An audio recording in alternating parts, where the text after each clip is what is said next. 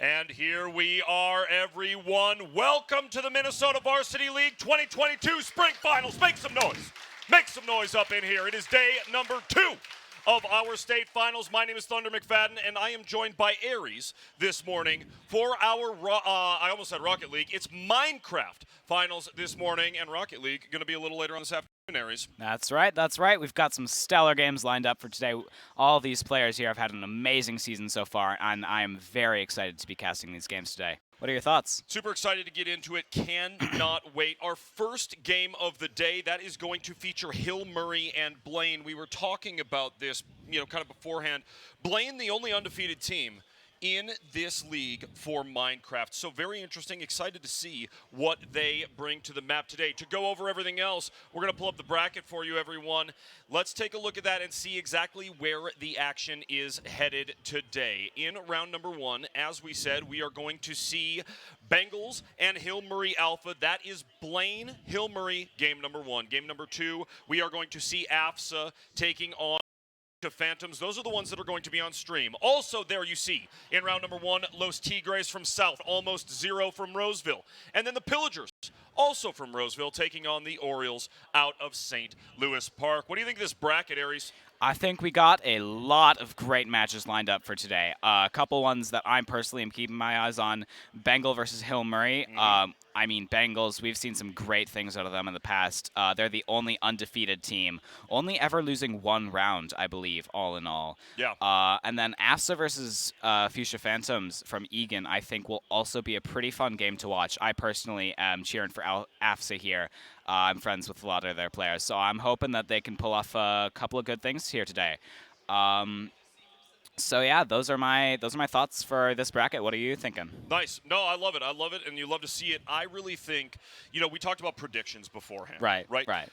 Are you saying you think probably Blaine is going to? Is that your prediction for who's going to win the whole thing? All things considered, that's probably the safest bet. But at the same time, we've got teams like Absolute Zero who were able to take a chip. They took a round from Blaine when they fought in the regular season. So we might be able to see them be able to pull ahead here. And, if some of these teams have been practicing a lot since they fought, there definitely could be an upset here. Yep. I think that is something that is very possible to happen. How about you? Totally agree. If I have my pick, I think over the past 2 seasons, watching these SLP Orioles take second and then take second again, I think that this is a very dangerous team and a very well put together team, even though they have a couple of losses on the season. Right? I do think that they're coming in strong. They have maybe a little bit of a land buff. Right? And I think that they can take it to Blaine at the end of the day. So excited to see that. Our title sponsor here for Minecraft is Torrent. We want to thank Torrent for their continued support of us here at MNVL. They've been supporting us since before they were Torrent. So cannot thank them enough. All of our players in Minecraft get to play for free because of the support we get from Torrent. Again, thank you to them. And actually, let's hear a little quick word from them. Why don't we?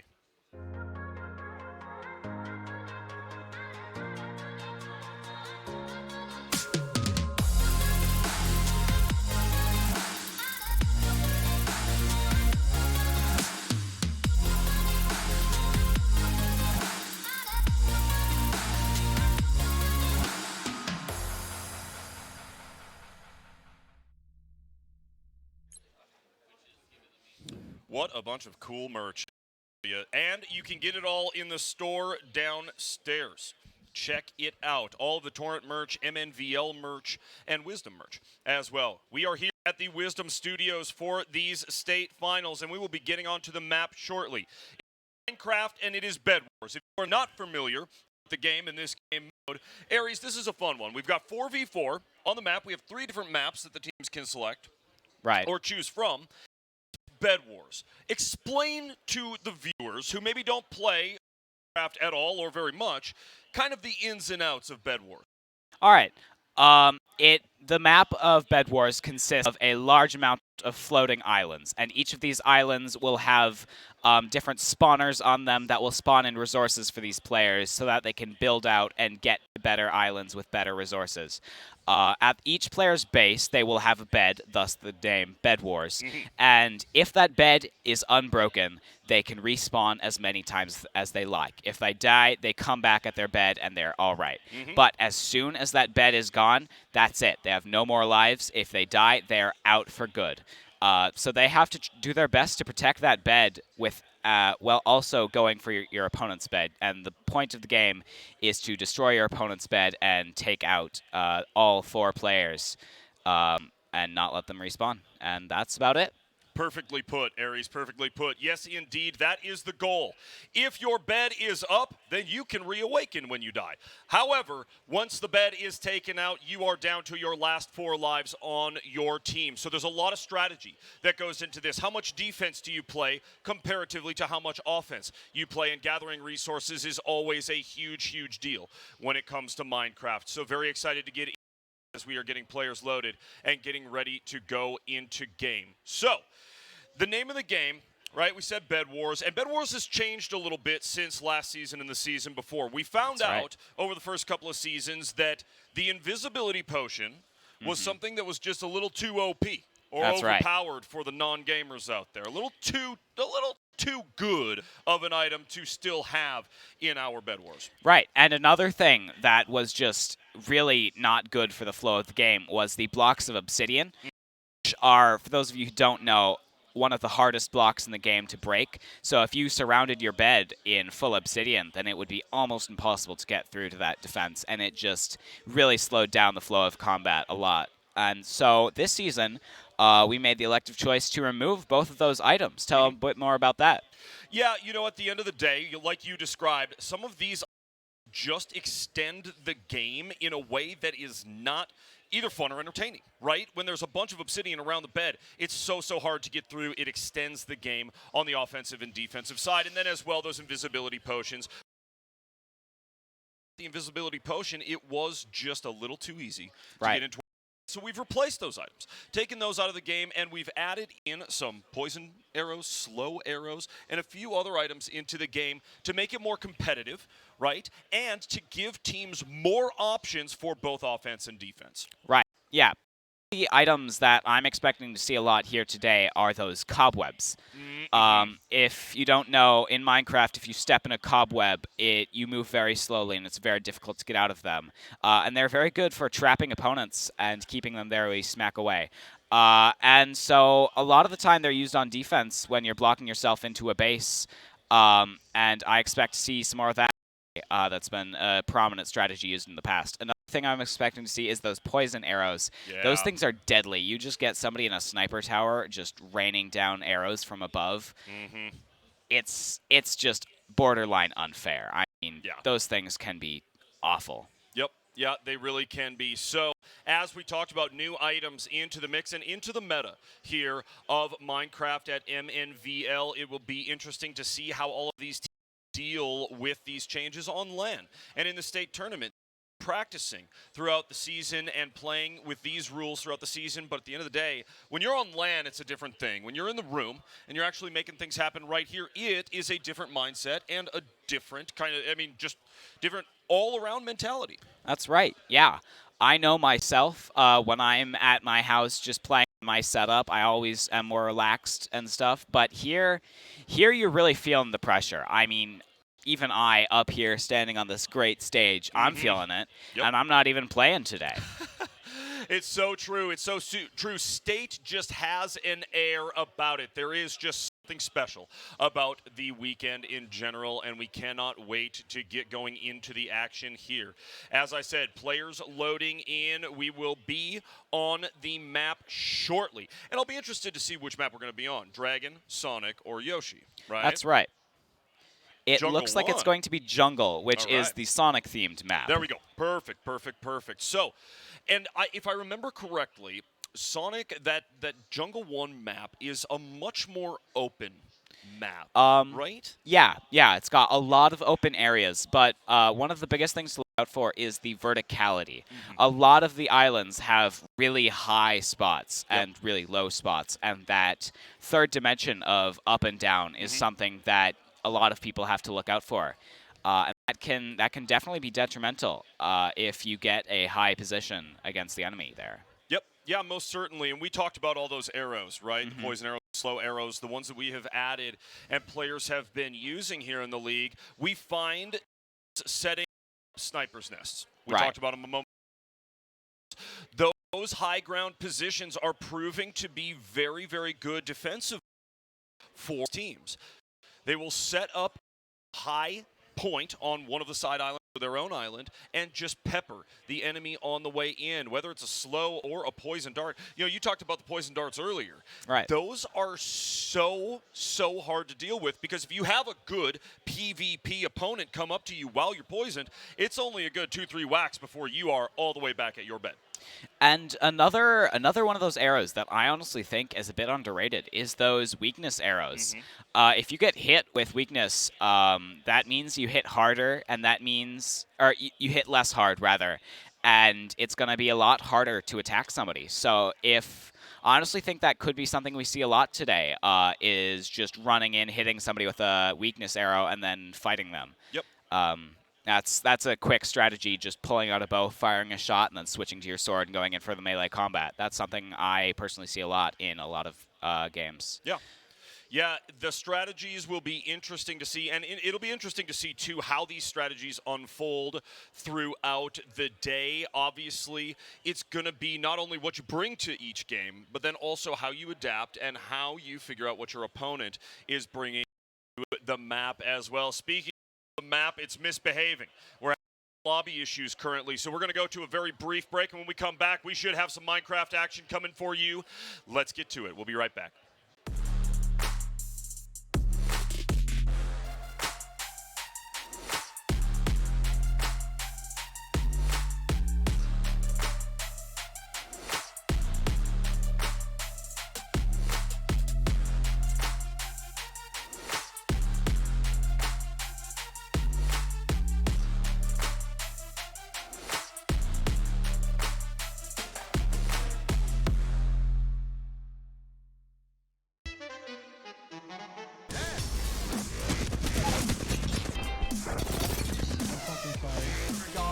I'm so sorry. I had to.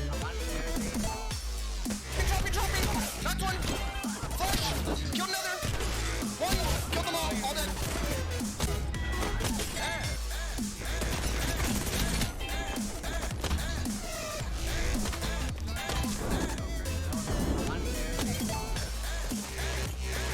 Track up.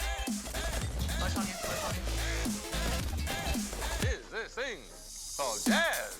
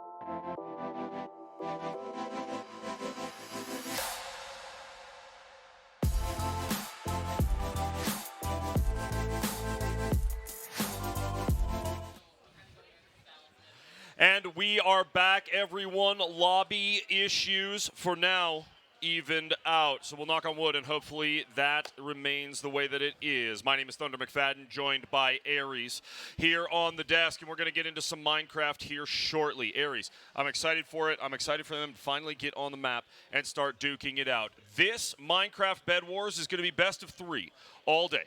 Best of 3 all day long, so we will definitely see at least 2 maps in each matchup. So, you're a Minecraft player, right? Right. In this type of Bed Wars, what do you think about the best of 3 versus like just a single elimination, one and done game? I think that it changes a whole lot about how the game plays. In that first game, we're probably going to see a lot of people playing more cautiously, just trying to figure out their opponents and how they play and what they like to do. Okay. Whereas in those second and third games, I think we'll start to see these players take that information and then use it to their advantage here. I think that that is something we could and probably will definitely see with these, that the first round is going to have a trend of being slower and taking longer. Definitely seen that in the past. I remember I was watching a Blaine game. The first game went on for around 30 minutes, and then the second game went on for a total of 5. Call it 5, yeah. Sometimes it is a distinct difference between that first game and that second game, to your point. Teams figuring out their opponent, figuring out exactly what they need to do to come out victorious. Blaine and Hill Murray, we are getting after it now on Sonic, or we call it Jungle 1, I think. But hey, as you said, and as we mentioned, look at all of this high ground. Look at all of these different places and areas where you can build up and start either some sort of sniper's nest or some sort of area, even just hide or to build from, right? So often in this game, the high ground ends up being the spot that you want to be. Blaine v. Hill Murray. Here we see, I mean, this is pretty standard start strategy, but they've already got a bridge out towards middle and a bridge out towards diamond. Those diamond generators are going to be crucial in getting team upgrades. That's things like just generally making your armor better, your swords better, et cetera, et cetera. And so that diamond generator is always very crucial to get to. Red already here. Hill Murray is red, Blaine is blue. Red is already making a push towards Blaine base. Is going to take out Frog Pixel, but going to go back and just chillax for the time being. A nice elimination by CEO of Wind. That is some decent PvP to get the game going. But as we know, beds still up, respawn still available for both teams as they enter this initial part of the gameplay. Now, I know you were talking about those diamond generators. If you could, for me and for the audience, could you explain the difference between that and the emerald generators and what you use those for as opposed to the diamonds? Emerald generators tend to be items, whereas diamond generators are upgrades. So diamond generators are things like you mine faster, which can be great in breaking through defenses of beds, or as I said, your swords are sharper, you deal more damage, your armor is tougher, you take less damage. General things like that, whereas emeralds, which are found at middle here, are the most valuable upgrade, and those are used to buy things such as better armor, like diamond armor as opposed to iron armor, or diamond swords, or the ender pearls, which we've seen just be so dominant in the past here. Speaking of dominance, we see one of our Hill Murray players trying to make an offensive push, but guess what? Getting peppered with those arrows that we talked about before this game even started. Look at that. It makes the PvP so much tougher and more interesting when you are getting on the attack. Frog Pixel and Boom Boss dropping off that bridge right there. But hey, guess what? Right behind it, it's Exo-Cedo taking on, who is that from Blaine? Mavgator. Ooh, Mavgator getting in his face. We're seeing some excellent bridging out of both of these players. The block placements are really coming in great in force. That ability to just speed bridge up is something that is very important in these games, to just be able to gain high ground very quickly. And we saw that. He got the high ground, he got the drop on him, and then he got the kill. CEO of Wind here, he's got some pots, and we saw he has TNT block as well. If he manages to place that, he could be able to get a bed here. Certainly could. Oh, no, an unfortunate jump. Had the jump potion even, but misses that top bit of wool and goes down. Oh, That's really unfortunate. that hurts. Coming in with some items, man. Yeah, yeah. You get knocked off like that just at the last second, even especially when you have such a stacked inventory. You're coming in for a push. And he had reinforcements come in right behind him. Mavgator there. Absolute just evisceration. Yeah, Exocedo, goodbye. A nice little bit of PvP out of the Mavgator. And we're seeing here, Aries, really the caliber of these teams that qualified for state. These are the best of the best in MNVL. And you mentioned speed earlier, right? All of these players click extremely fast, which means that they do things extremely quickly. PvP and both Blaine players going down into... Oof, great. That was a great CEO of Win, knocking out one of his players, or his teammate rather, was gone right away, but he managed to hold his and both Blaine players completely stopping that push there. And now he's got him to emeralds, which, as I talked about before, are just so valuable when you're upgrading your gear. Especially for those ender pearls. A lot of the time what we see is just teams stalling, making pushes towards mid to get these emeralds, and then as soon as they have those ender pearls, just going out full pushing, and that is honestly one of the biggest things that we've seen here. Yeah. Yeah, ender pearls, if the audience is not familiar with what an ender pearl is, it looks like a little rock. And when you throw it and it hits something, you go to that spot where you threw your little rock. It's pretty amazing. So that combined with, or rather not combined with, that as well as the jump potion are two of the really, really key items that we see teams using, as well as those arrows, which we saw earlier, right? Right. Arrows typically being utilized on the defensive side of the map, whereas the jump potions and those ender pearls, so solid for your offense. That's right. That's right. Here we are taking a bit of a look at both bed defenses. We've got classic butterfly strategies coming out from both. It's just the most resource-efficient way to protect the bed. You saw there they have that glass. That's going to be very important because that glass is the only block in the game other than Obsidian, which we talked about before and have removed. That is the only block in the game that is immune to TNT. Yep. So they're protected from that now, which is very crucial, very important. Yeah, you're right. That glass over the bed has really become the key bit of building for defense because, as you mentioned, that Obsidian, not available any longer. It's just too much. So these teams, it'll be on them to get through that glass, get the TNT underneath it, which we have seen so many times throughout the regular season, and then get after that bed, going to fry that thing and end the game. In 5 minutes and 15 seconds, we will see emeralds at level 2. Diamond generators are already at level 2 here. With that diamond generator upgrade, that, in my eyes, that sparks mid to late game, or mid game rather. And here we see Hill Murray already having diamond armor, making a push. There are 3 defenders, all 4 actually there. Lands the TNT, but as I said, the glass doesn't do anything here. Bouncing way up high, but a beautiful offensive effort out of Hill Murray. They get out of the way of so many of these arrows, but Exocedo going down. As I said, a really, really nice attempt. Actually got a TNT down there to clear off the glass in an effort to get down and start cracking away at it, but defense just a little too stout out of Blaine. Yep, and here we see Hill Murray's reinforcements just a bit too late coming in, trying to just cause some damage to their bridge, do what he can. But gets taken out pretty quickly there.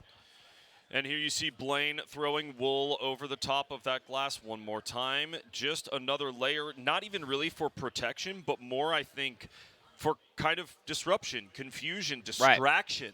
If you don't know what's underneath, you got to throw at least one of your TNTs down to find out. So making your opponent use their resources before they want to. Big stuff when you're talking about defending your bed. Right, yeah, that's very true. And in addition to that, I mean, yeah, that's exactly what you said. It's quite literally just like throwing a blanket over your defenses. Your enemies can't see what you're doing. And so that is often a strategy used to stall while people rush for those better blocks for defense, like the endstone and the wood. Absolutely. I keep wanting to say obsidian, but that's not in the game anymore. I know, right? Yeah, absolutely. Mavgator up here on the mid. 5 HP, is that 5 health right now for Mavgator, looks like? Oh, and gets just a laser beam of an arrow right in his. Oh, Frog Pixel. Frog Pixel coming in. That was an Ender Pearl we saw just there. Huge. TP's in, gets a kill, but gets knocked out himself. His reinforcements were taken out by that arrow, and so he had nobody there to back him up. Hill Murray here. Honestly, their base defense, in terms of base defense, they're pretty behind. They've been focusing too much towards middle and haven't had too much time to defend their bed. Honestly, if Frog Pixel had a block of TNT there, they didn't even have glass. They don't even have glass yet. And Oh, really? So, yeah, I mean, they're just starting to put it on now. So if he had a block of TNT there, that could have been it for Hill Murray's bed. You know, I wonder, though, and I think you make a great point there, that yes, Hill Murray has been heading towards the mid a whole lot more than Blaine has this game, but look at, I mean, they have diamond armor.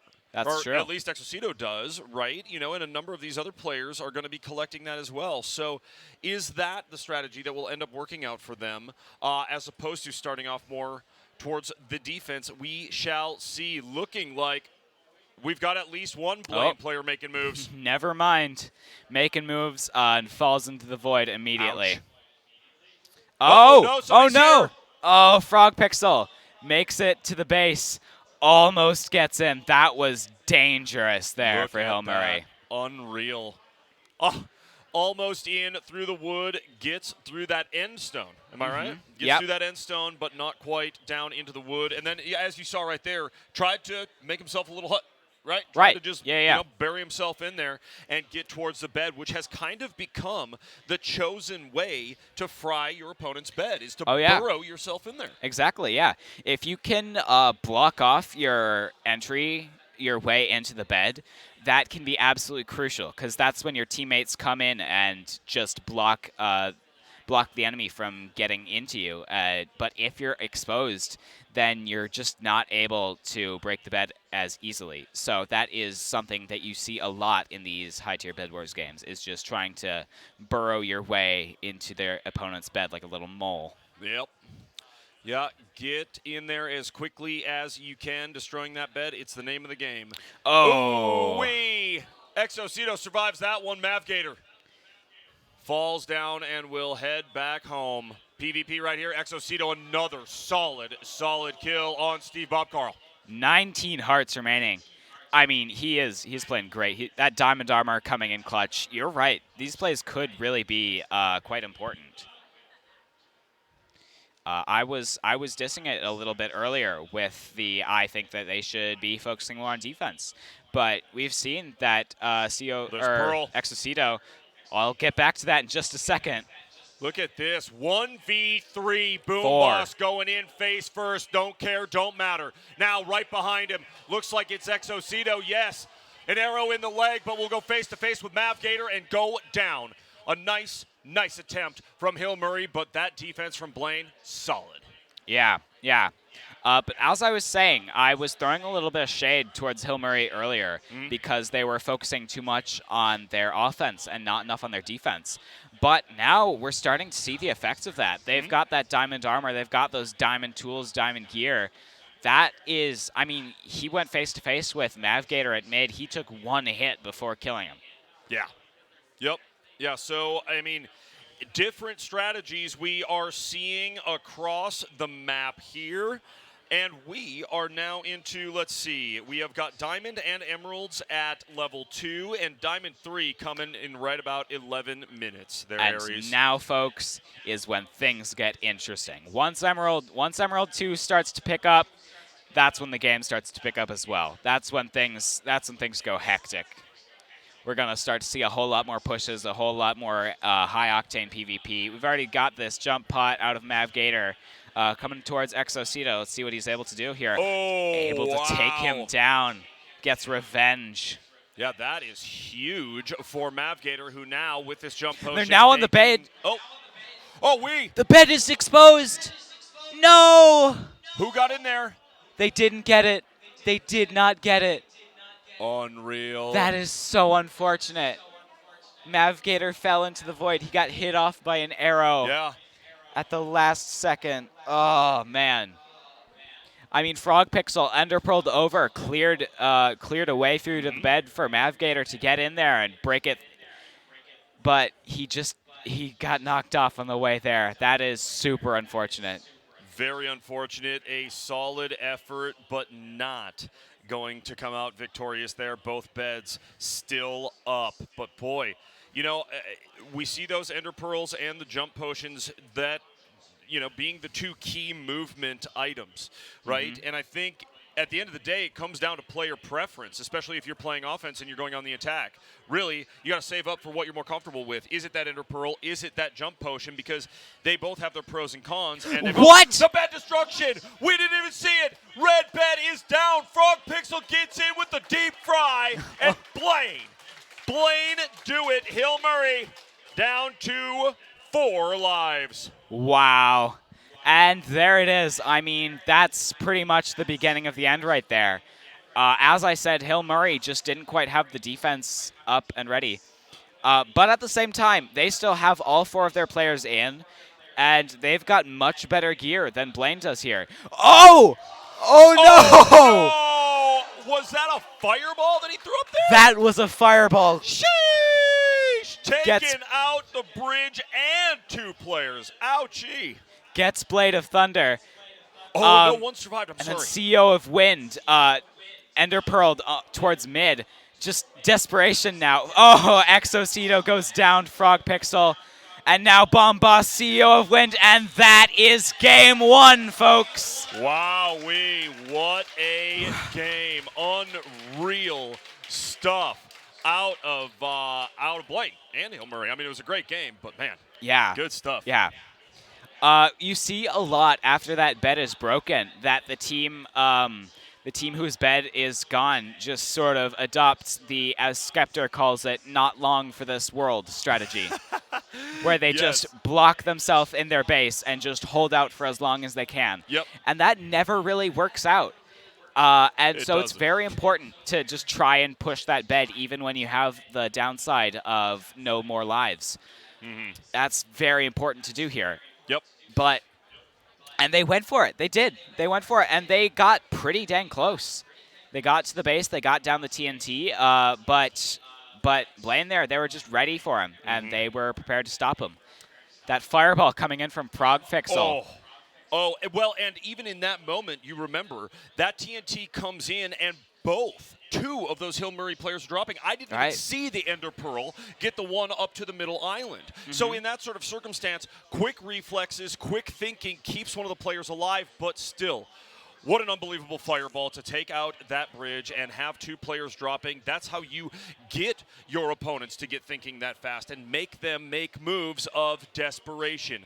Amazing stuff here in game number 1. Wow. Very true. Very true. And one thing about that fireball, I don't know if it was intended or not, but he got his enemy to waste that Ender Pearl. That Ender Pearl was their last Hail Mary strategy there, because their entire team had pearls on them, and I'm certain that they were planning a full-on flank Ender Pearl push, and if they were able to pull it off, they might have been able to take a bed and even kill these Blaine players here.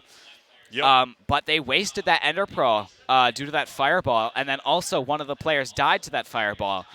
Really, just that fireball was the play of the day there. Yep. Really, really amazing stuff. That on the heels of a huge bed destruction for the side of Blaine. They go up 1-0 in this game number 1 of the series, or map number 1 of game number 1. Before we get into map number 2, we are going to take a brief break. Stay with us, and we'll return momentarily.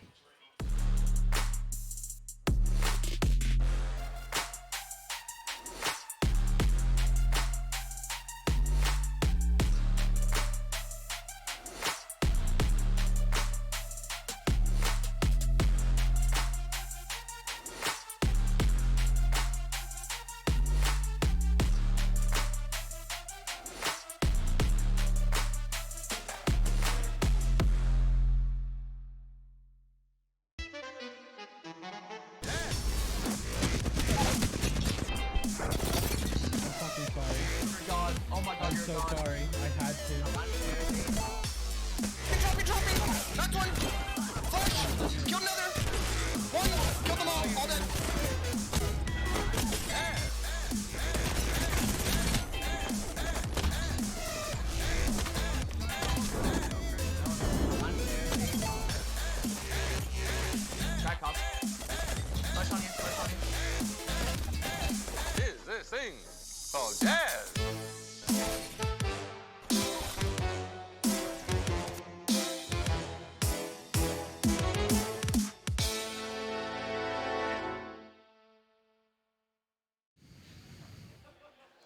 Welcome back, everyone. We are in it. We have audio figured out, and map number 2 is going to begin momentarily. Blaine taking that map number 1 on Sonic, and now we head into map number 2. We saw the Ender Pearls come into play, doing really, really big stuff there in map number 1. What do you think the strategy is in map number 2 if you're Hill Murray and you are on the brink of elimination right now?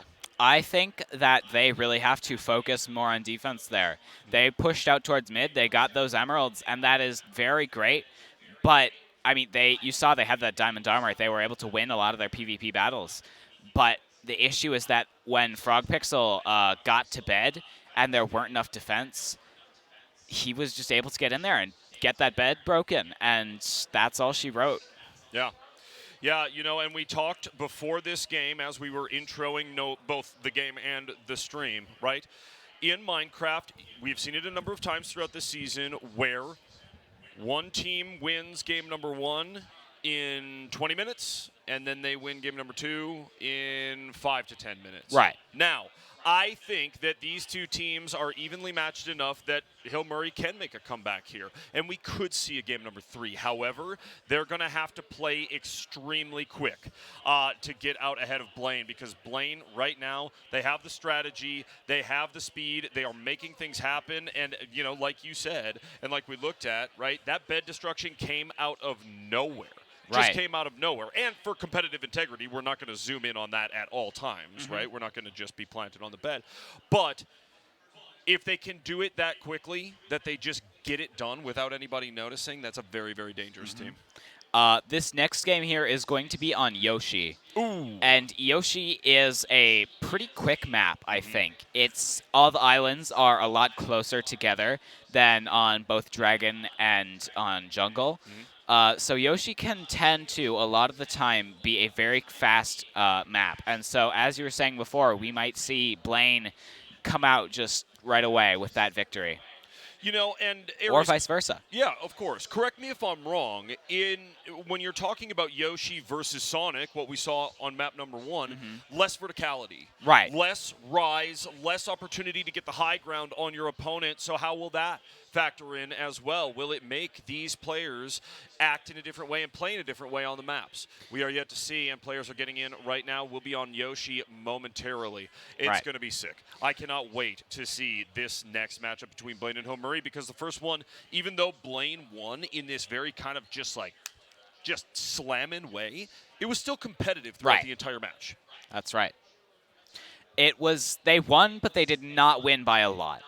Yeah. So in this sort of circumstance, when we have two teams that are definitely on the same level, anything can happen. It is match point Blaine. They need to win this map to move on. Hill Murray, they have to win this map to stay in this thing. So very excited to get into it. And we can even hear the players hacking away. We will be in just a second. Now, I mentioned the verticality, and I mentioned that on a map, you know, the differences between the maps here. So with Yoshi, do you think you'll see more or less arrow play? And of the two movement items, your Ender Pearl or your Jump Potion, what do you think your preference would be, or what do you think is a little better in this circumstance? I'm going to start off with that first question about the arrows. On the side of Blaine, we saw them just build a sniper's nest at their base. They didn't even use the verticality to their advantage, hardly. They just built their own, so I expect them to do that again. And I think it was Beater just sitting up there with 1,000 arrows raining down fire from above. And I think that is totally something we'll see again. That is a really, really powerful defense for early mid-game. Yep, and absolutely. then for your second question, the Jump Potion versus Speed Potion. Yes. I think those vertical maps are very Jump Potion central because, of course, you can jump higher and get to those vertical areas much more quickly. Whereas in these flat open maps, like we see here, it's pretty much just a flat plane with a big old Yoshi statue in the middle. Yeah. That Speed Potion really comes in handy. We didn't see much of that Speed Potion last round because when you jump, you don't have the speed effect midair. Yep. So there's a lot of jumping on that map, and so you don't see the speed because it ends up being pretty much useless. But here, Yeah. where there's a lot less jumping to be done, that is definitely something I expect to see. Yeah, and I couldn't agree with you more. I mean, when you look at this map, I mean, even just looking in this particular frame, right? This map is so much more spread out than we were looking at on Sonic. Look at the sheer amount of real estate on that middle island. Look at how far they have to go to even get to those emeralds, right? I mean, you have got to do a lot of running around this map, so I think your point is well made. Speed potions, jump potions, whatever it may be, and ender pearls are going to be very, very key to get yourselves cooking across this map. That's very true, very true. And one thing to note about this game is that this time Hill Murray is blue, whereas Blaine is red. Last time, I believe that was flip-flopped. It was flip-flopped. So Hill Murray in the blue this time, Blaine in the red. Don't get confused. I'm saying that mostly for myself and not so much for the audience. Me too, man. I need the exact same thing. All right, let's get into it. We're following Boom Boss here. Gonna grab a diamond or two. One very important, crucial thing about this Yoshi map is that these diamond generators are very close to middle. And if you can bridge towards that midsection, like we see, I believe that is Boom Boss, yep, you can really just sneak around the entire outside of the island, get to the enemy's base very quickly. Like you see, go behind that big ol' egg there. Yeah. Well, and just sneak. Yeah, and going along, with what we were talking about before, right? All of this bridging going on, and the amount of space that you have on this middle island, right? Look at all of the bridging that Hill Murray has already done. Okay, building opportunities to get around the edge of the map, or at least get moving out from their base in ways that they want to. It's solid stuff out of this Hill Murray squad. But at the same time, it's a two-edged sword. Every bridge you build to mid is a way for you to get to mid, but B, a way for the opponent to get to you. And we saw their Mavgator. I mean, they've got a path right there, and he almost took it, but he chose instead to take the diamonds, take the emeralds, and just go home. Yes, indeed. And that's going to be crucial. Now he's got a lot of emeralds in his inventory here. He's hoping to whatever god he believes in that he does not fall here. Truly. Truly indeed. Still early in this map number 2. We've got some PvP over on the other side. Looks like Blade of Thunder. Cool name. Got knocked into the void. Looks like Boom Boss was doing a little hacking away over there too as Frog Pixel goes down. So, still early game here as Hill Murray and Blaine gather their resources and figure out how they would like to attack. Exocito just, I mean, you see it all the time where you just throw your opponent's resources off the void. If you can't have them, then nobody can, you know what I mean?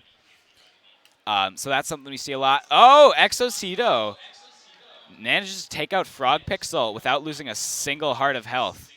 Wow. That is very impressive and a very good play, especially against such a high-caliber player like Frog Pixel here. Yeah, totally. Frog Pixel, a name that we know. But this, Exocito, this is a player who has, I mean, come onto the scene and in a very, very productive way in this matchup, right? Not a name that we're used to seeing, but some really, really solid PvP we've seen out of this player. Right, yeah, and here we see, I'll bet you $100 that is Beater back there, just raining these poison arrows down upon Exocito. Yeah. Frog Pixel here, he's mad about that. He's coming back for it. There it is, Beater. Told you. You said it, standing on top of that glass. They've already got a very, very, very solid defense. Frog Pixel takes him down a second time. Woo! Or Exocito, rather, takes down Frog Pixel. Sorry. Yep, Exocito. Not taking any attitude from anyone right now. 16 health still there for our Hill Murray player. Just over here, and we've seen this throughout the history of Minecraft at MNVL. Sometimes a player like Exocito in this circumstance is playing blocker. He's running blocker for his team. He's going out and he's causing a distraction, making noise over on this one island. Where's the rest of Hill Murray? They're about to do something nasty. Right. That strategy there is honestly one of the best things to do. You just sit at the bridge towards your enemy's base and prevent them from moving out. And while their entire base is sitting there focused on you, you have the rest of your team push towards mid, push towards diamond, get those resources that are so crucial.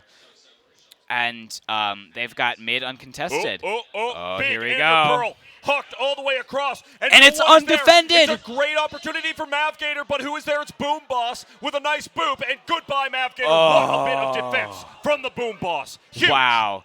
You saw there, I believe it was Mavgator, came in with that Ender Pearl. And he was mining super slowly. Yeah. That is an upgrade that you can purchase for diamonds, where whenever an enemy player comes to your base, they're just super slow and they mine super slow. And Really? Yeah. Wow. So that is, and it serves a secondary function of telling you when players are at your base. Yeah, of course. Of Because course. you see trap has been triggered, and you're like, oh crap, I got to get back there ASAP. And that is exactly what they did, thwarting the offensive attack from Mavgator under that Ender Pearl. But Blaine, they're still on top by a game. It is all up to Hill Murray to take this to a map number 3. Yep, and here we see they're making a big push towards mid. They've got Mavgator, Frog Pixel, who just barely managed to hang on by the skin of his teeth. Wow. And one more player behind. I didn't catch who that was. However, I believe it was Steve Bob Carl, because Peter's just chilling back with that bow. Steve Bob Carl, another gamer tag I absolutely love. Just hilarious. I'm with you. And who we got out front? Isn't that Mavgator out front? That is Mavgator, On yep. the speed potion, no? Isn't that what he's Yes, got going sir. right there? Yes, yeah, sir, it yeah, is. Yeah. Look at that speedy boy. He's running. Frog Pixel just dropping all his resources. Hill Murray here. I mean, they get out in time. The TNT goes down. Blasted. Uh-oh. He's Pixel's in. under there. He's in. Mavgator. He's burrowed in. Does he get it? Oh, Frog Pixel eliminated The bed. by Exocito. The bed completely Whoa. exposed. Who's there? It's Mavgator. on full health. Also gets eliminated. Great D out of Hill Murray. Wow. Unreal. Wow. Incredible defense from Hill Murray there. Really clutching up in the time of need. I mean, Blaine there. Where did Steve Bob Carl come from there? Where did he come from? Where did he go? Yeah. I have Cotton Eye no Joe, idea. I have no. Well, listen, man, I'm telling you that they had 3 different opportunities to get in after that bed. The thing was completely opened along that right-hand side, and still, Hill Murray hold strong. Man, that is what you got to do when your back is up against the wall, like you're looking at here for HM. Yeah, that was really a shining moment for these Hill Murray players. They defended very well against this push, which, I'll be honest, I was thinking that would probably be the end of them. And yeah. they're countering it right away with another push themselves. My bet they've got Ender Pearls. They're drinking pots and throwing the pearls in. And there There we is have it. 1-2 players at base, ready for that. Beater, of course, with his signature bow and arrow, calling back for reinforcements. Exocito has the TNT, but it's just probably not going to be as effective because I'll bet you anything that under that they've got a layer of glass. Yeah, and goes down Exocito, one of the better PvP players on this Blaine squad, at least on the day today, but gets the Ender Pearl up top side above the bed, and then nowhere to go from there. He also took, I think, were those poison arrows or weakness arrows? Those were poison arrows. Poison took arrows. one to the hand and one to the foot. Yeah, those things are absolutely devastating, dude. I mean, you have somebody like Beater who's competent with a bow and arrow just sit back at your spawn and then just fire away. That's able to stop pretty much any push in mid to late game, or in early to mid game rather. But as we see, we've got Emerald 2 in 2 minutes 30, and that's when I'd say late game starts to really kick in. Yeah, and that's certainly. when those bows start to become a bit less effective as you start to get things like potions and Ender Pearls, right? Certainly. Who was it we saw just a moment ago with the speed potion heading up towards the middle? One of the Hill Murray players. I believe it Looking was to get Boom Boss, something was it done. not? Well, there's Boom Boss right there, but their 4th player, I think, is up on the mid. I would love to see exactly where they're. Well, Exocito, maybe? Yeah. Yes. Kills Mavgator, making a push over There he here. is. Yeah, there it is, waiting for his reinforcements. Frog 9. Pixel coming in, not going to be happy about this. And he's got reinforcements from behind. I'm not sure who that is. You got Steve Boom Bob Boss Carl? and Exocito. And looks like Frog Pixel up on the high ground. Following up Frog Pixel is. I believe it's Steve Bob Carl, but I'm not sure. Still can't get over that gamer tag. 3 first names. Hilarious. Got some more PvP right here. It's Exocito, who's been so good today. Now on the chase. Who is that? It's Retreat out of Frog Pixel. Frog Pixel took some massive damage from that fall there. Now just running towards Hill Murray's base. Blocks the player as he falls into the void. But that is actually going to be detrimental for Frog Pixel here, because if he chose to make that push towards Blaine base, Exocito would have respawned by the time he made it there. So, and as we see that, here is CEO of Wind. Oh, wait, is that a knockback? No, it's not. It's just a sword.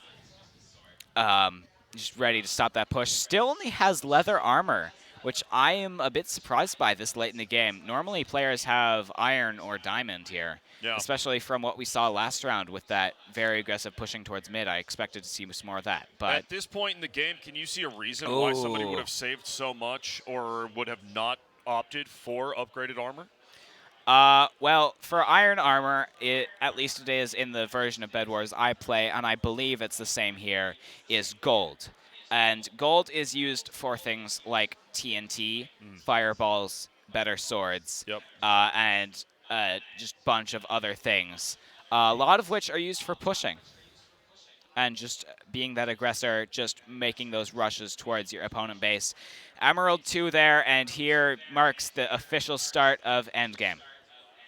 Indeed it does. Which one of these teams is going to have the successful push? Is it Blaine to end this thing, or is it Hill Murray to take us to a map number 3? We shall see. Arrows coming out from Blade of Thunder, trying to push back Steve Bob Carl as the PvP ensues. Exocito so good with that axe, and goodbye, Steve Bob Carl. Exocito now cruising across this middle island. He's got that speed potion and a jump potion. Why only take one when he got both? Yeah, exactly. Are we going to see an Ender Pearl as well right here? I don't think so.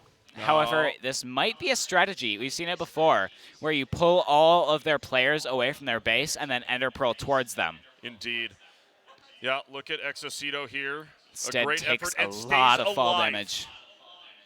That is very deadly there, fall damage from that height. Even with the jump boost pot, it's still oof.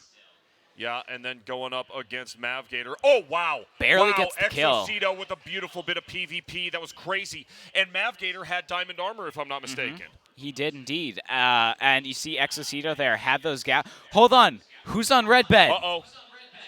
Uh-oh. CEO of Wind. Oh, there it is. Blade of Thunder, CEO of Wind both get taken down, and now it's just Exocito in the 1v4. It is, but, I mean, the amount of work that was done by CEO of the Wind just got through, I mean, almost 3 Blaine players, which leaves the door open for Exocito to come in. Gets an easy elimination, but not enough to keep the train rolling all the way in. Also, I don't know if you saw this, but over towards Blaine base, they all got diamond armor. Every single one of them. And that might just be the thing that wins it for them. That diamond armor, especially with the enchants that they got from those diamonds, are absolutely crucial and very deadly. Yeah, if you're looking at Blaine right now, we've paid a lot of attention to that Hill Murray bed and Hill Murray side. If you look at Blaine right now, they've got glass. They, as you said, diamond armor, looking good. They have got everything at their disposal to make a solid run at this Hill Murray bed. Right. How does it happen? Of course, it is Frog Pixel cruising across on the right-hand side. I'd bet you a whole lot of money that he's just stalling here for his reinforcements, and then 2 or 3 of them are going to make a push here with those Ender Pearls that we've seen before. And honestly, if Hill Murray isn't able to counter it, that's going to be the end right here, right now. Yep, sure will be. And I don't know if they see him. Now, to be honest, in this game, I think that Hill Murray's defense is significantly better than what they had in the first game. For sure. And look at that. Frog Pixel almost immediately taken out by Exocito, was getting cracked away at by CEO of Wind up there too. And that 2v1, you're going to go down every single time. Nice try, but got to try harder than that. Yeah, that was a play that I'm questioning a little bit. That seemed more like just a waste of an Ender Pearl. You throw it and then you die immediately. He knew he had that trap up. He knew they had all 4 players at base. He knew that they wouldn't be able to. But here comes the Ender Pearl. Oh, no! No. Oh. Did it hit the the side of the island? It or hit did the side of the island. Oh, no. Air ball. Yikes. When you hit the side of the island, you teleport right to where the pearl Oof. landed. And in this case, it landed in the void. Seems like a couple of unfortunate ender pearls here in the last 2 to 3 minutes. And one for each team, call it. That's really, really detrimental, failing that, because those pearls take up some valuable resources, and they can be pretty expensive. Although at this point, late game, they've got that kind of cash. Making the Ender Pearl potion as has well. the TNT. Choose to spam the TNT, does good amount of area damage there. It's wind in there, getting a ton of TNT down, an obscene amount of TNT down. Boom Boss! Boom Boss makes it in, and there's the bed! Unreal! CEO of Wind opens the door for Boom Boss, and that Blaine bed is gone. Wow! Okay, that was great. I mean, you saw, I don't remember exactly who it was. They pearled in and then just boom, boom, boom, spam TNT all over the place. Unreal, yeah. I mean, it did nothing to the bed, but what it did is it dealt so much damage to all of those Blaine players who were nearby it. It wasn't being used as a bed-destroying technique. It was being used as area denial. Yep. And that is very impressive. Absolutely. That is what Hill Murray needed here. Getting yourself space. I mean, and as you said, laying down an absolutely stupid amount of TNT all around both sides of the map. What it does is not only eliminates everything except the glass, but as you mentioned, doing a ton of damage to your opposing team and building space, right? Giving yourself space at the bed. An absolutely beautiful effort out of Hill Murray. And they were able to take, oh, hold on, get back to that in just a sec. Ender Pearl coming in, lands on top of the shell. Has the high ground right now. Very good positioning. Boom Boss, what's it going to go for here? Blade of Thunder down, going to respawn. Just gonna walk away, I guess. I think he could have gotten a kill there. I don't know why he didn't go for it. Oh, Mavgator, Beater, both get taken down. Boom! And that's going to be game 2. Wow. An unreal map number 2. Hill Murray bring it back, and we are going to 3. We are going to 3 here. This is the first game of the day, and we're already in a map number 3. I told you before that one started, it could go either way. Right? And that is exactly what it did. We have had one game for each of these teams. State finals have never been more lit. I am telling you, this is awesome, awesome Minecraft for seeing Aries. Right. And honestly, when I'm thinking about it, there's not all that much there that, I mean, Blaine really could have done or did poorly. I think that they did a really great job, but Hill Murray just had a very good push planned. Yep. And I think that there's not much that could really have been done there differently. No, yeah. I mean, I really think that Blaine gave it their all, right? But Hill Murray, again, as we said and as we commentated on right there, coming in, dropping a ton of TNT all around the bed gives you not only that space to work with, but also doing damage to your opponent. Wow. I mean, what an effort, a great, great strategy out of Hill Murray, and they're taking it to map number 3, and it's Dragon. We're going to see the third of our maps. I can't wait. I mean, this has just been a great first game. I mean, we have Blaine, Hill Murray, 2 amazing teams. I believe Hill Murray went 8-1 for their record this season, only losing once to Blaine.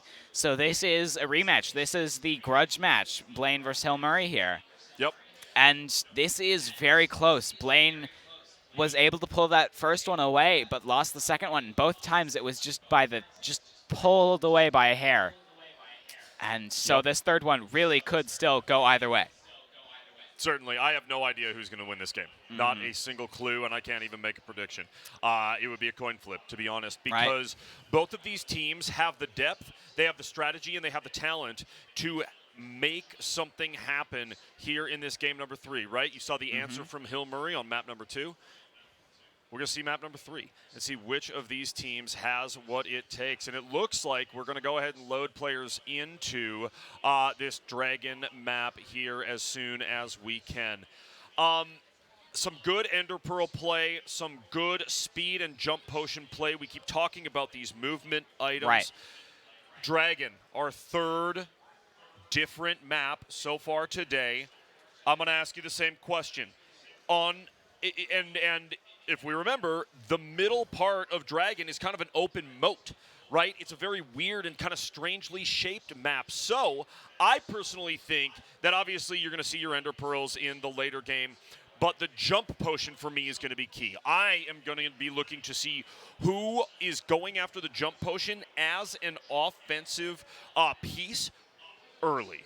You know what I mean? Yeah, I get that. And I'm going to bring it back to your question last round about speed versus jump and what my thoughts are on it. And I'm really split on this map. Because, as you said, the way Dragon is situated, there's a big island in the middle here, and then there's like an outer donut ring around that. And that outer ring is really great with speed because it's completely flat and you can just run all the way around it at Mach 10. But if you have that jump potion, you can just jump. You can get to that middle section and do a lot more at that middle section, which, as we see, is very high. Exactly. Also, another thing about this map, it's very interesting because the spawn bases are very close to middle, but very far from diamond. Like, if you look over quickly to that diamond generator, it's so far away. Yeah, it is quite the distance, but, you know, I mean, in the grand scheme of things on this map, I talked about real estate on the last one. Look at the sheer amount of area on that middle island. Then on top of that, the ring around it, creating that open moat in between. There's so many opportunities, and I think that our talk about speed versus jump potions is interesting here because on this map, look at the trees and the dragon in the middle. So many opportunities to just bounce up if you have a jump potion, kind of cruise along the side, and then come at a middle attack. Whereas to your point, you're right. A speed potion around the edge of this thing is for sure the way to go, especially if you're trying to get from your diamond generators to your opponent's diamond generators and create an attack from there. Yeah. And another thing that I personally am looking for is how different players are going to really approach this midsection. There are really two ways to go about it when you're pushing your enemy team, and we just saw both of them right there. CEO of Wind choosing to go straight through the middle section, which is more congested and tighter and harder to make it through once blocks start going down. But we saw, I'm not sure who that was. Let me check. Oh, I believe it's Exocito. Yep, Exocito there, running around the donut on the side there, and able to get around that way as well. There are two real main routes to the same place, and one of them is faster but harder to go through, whereas the other one is more reliable, more consistent, but significantly slower. Isn't that just kind of the way of things in general? That's true. I That's like true. the way you put that. That's good. Here we have some PvP happening. Mavgator looking to get out of the way of these two Hill Murray players, the CEO of Wind and the Boom Boss. Ooh, One Mavgator goes down. Will he get the second? A nasty bit of PvP out of the Mavgator, and now cannot Not take able that to get third. that third. Nope, a decent not quite. two-piece, though. But Exocito down to 4 HP. One more hit, and that would have been it. Can I take a minute quickly to talk about the PvP here? Please. It's very, very interesting to me. Because the way Minecraft PvP works, there are two real ways. One of them, Minecraft came out with a big update in which they overhauled and updated PvP a lot. In the original, before the update happened, it was really just you slam, click, click, click, click, click, click, click, click, and just deal damage. Sure. Whereas in the second one, there's a lot more strategy and a lot more thought to it, and you have to like block with shields and time your hits, and Sure. it's and this is an interesting hybrid, a bit of a fusion between the two. You have some of the things like the axes, which deal honestly more damage than the swords, but you see a lot just the button spamming, click, click, click, click strategy that you see in the pre-update PvP. So it's very interesting to see how the two mesh together. I don't usually see that very often, but it's pretty interesting, and I kind of like it. Yeah. Mavgator with that axe is doing some serious work. I mean, just cracking away at this Hill Murray squad, whoever he ends up running into. So, a dangerous player on this map right now. We will stay. First part of this game still moving along. In about 2 minutes, we will see Diamond Generators at level 2. Mavgator, and it looks like Frog Pixel. Frog Pixel looking to make some noise over here on the Hill Murray side. One thing to note is that the players have once again changed colors, with Blaine taking blue once more and Hill Murray taking red. So far, it's only been the blue color that's been able to win, so, I mean, I highly doubt that has any effect on it, but you never know. Could be random, could be not. Jury's still out. Mavgator making moves here again. Look at the amount of damage he is able to do and still stay alive. Almost takes an arrow, almost takes a second one, and wow, the evade out of Mavgator. 5 health to his name. And here we see that just that strategy of holding your opponents in their base while your team goes out, gets those diamonds, gets those emeralds. And whoever is here with this bow, you need to hit up some aim labs, my guy. Maybe so, but hey, you know, Mavgator really, really solid on the movement, too. You know, we have seen a lot out of these Blame players being able to avoid those arrows and things. So really, really solid stuff out of both of these teams. Game number 3 of 3. And I really like that we've gotten to see all 3 of our maps here today in this best of 3. 1-1, Blaine, Hill Murray. Hill Murray, the comeback is real right now, but can they finish it off? Yeah, this is a very close and very interesting game. And honestly, I feel a little embarrassed because in my predictions, I was talking about Blaine making it all the way to the end and how like dominant they are and how great they are. But I mean, this is a lot closer than I thought it would be. This is, I mean, they might die here. They might be out of the game here. Yeah, it's a distinct possibility. As you said, Blaine, the only team in this tournament undefeated, and you mentioned, too, that they only lost 1 round or 1 map on the season. Well, guess what? Right. They've lost a map here today, and it was to Hill Murray. Hill Murray playing lights out right now. Yeah, they lost one before, and they've lost just as many rounds in states here in this first game as they have. Oh, the snipe coming in from Beater. Beater, what a shot. And I love how it says Exocito was shoot by Beater. That's great. He was shooted. I have to say, Beater here, I mean, he's been hitting his aim labs. He's been doing his warm-ups. He really knows what he's doing here, man. Counts even here in Minecraft, my dudes. Yeah, Beater with that bow and arrow and those poison arrows, those slowness arrows, those weakness arrows. It's devastating. Sure is. Sure is. After that beautiful, beautiful shot from clear across the map, we continue into this middle part of the game. Emerald Generators are going to go up to level 2 and 440. We have Diamonds at level 2. And 2 of our Hill Murray players cruising along this side of the ring. It is Exocito and CEO of Wind. All right. Got a bit of that jump boost PvP. Both players make it in alive. I was like, where did they go? It's Ender Pearls, and we have 2 Hill Murray players on the Exocito. bed. What an effort. CEO of Wind and Exocito both go down. Oh, the bed is exposed. Oh. But he didn't quite get in. Look at how close he got. Wow. Oh. You're Blaine here. I mean, you are absolutely dripping in sweat. They don't see the other hole. Dude, guys, there's another hole on the other side. Come on, patch that thing. Yeah, you know what they say in Minecraft. If you can see the sheets, it's sheesh. It's sheesh out there. I'll be honest, I don't think I've ever heard anybody say that, but if you say so, then I believe you. Yeah, I was making it up. I gathered. I'll be honest. Love it. Blaine v. Hill Murray, map number 3, and it has been a banger of a game here still in round number 1 of these 2022 spring finals. I think Hill Murray here, when it comes to seeding, was criminally underrated. I mean, they are performing really good against one of the top teams in this entire series. And if they win this game, which it's very possible, I'd say they have a high chance of going on far in this and possibly even taking home the trophy.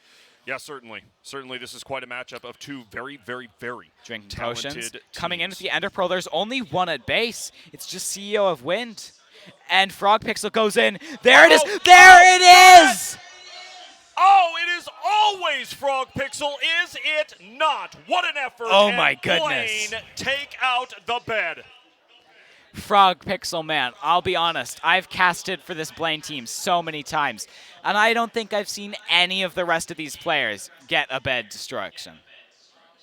It's only been Frog Pixel. There goes Exocedo. There goes Bomb Boss. Mavgator with a nice double kill.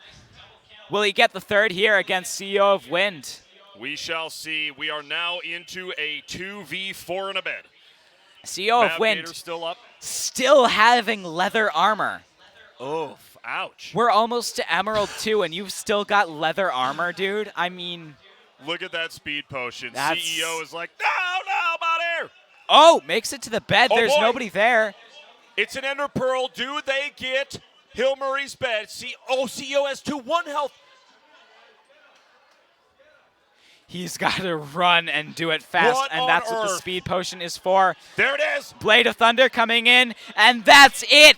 That is game one. Wow, wow, wow. An impressive and hard-fought win for Blaine, but man, there at the end, how about Hill Murray? 2 players left. They go full YOLO and send it. They get almost to the bed and almost open up that bed. It was crazy, crazy. Yeah. Unreal. That game, that last game, I mean, that last play by Frog Pixel was just so great.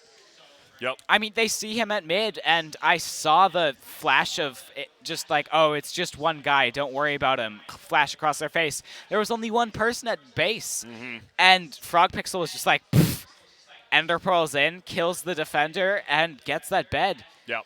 And I mean, to Hill Murray's credit, they very nearly got that Blaine bed at the end there. That was very close, and I honestly thought they might get that bed there. Yep, I would honestly say that this Blaine win is as impressive or just slightly more impressive than that final valiant effort out of Hill Murray.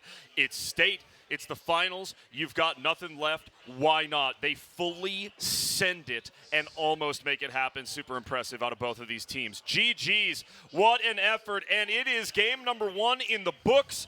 Blaine will be moving on to your semifinals here in Minecraft State. That's right. And next up, we are going to be casting AFSA versus, is it Egan? It is Egan, yes. The Fuchsia Phantoms out of Egan will be taking on AFSA right after this. Very excited to get into that. We will get players going and get everything switched over while we take this break. Don't go anywhere while we're on a break.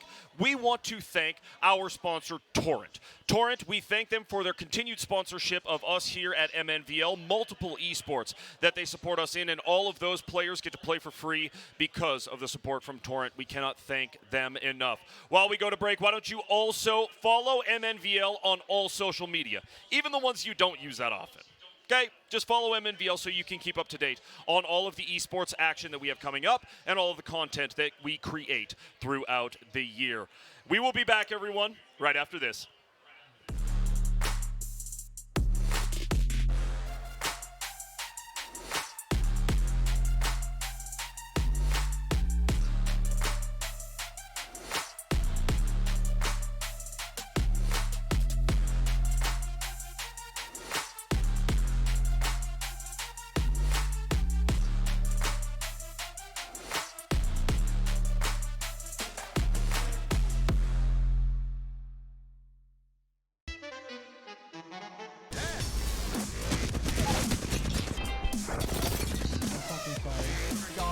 I'm so sorry. I had to.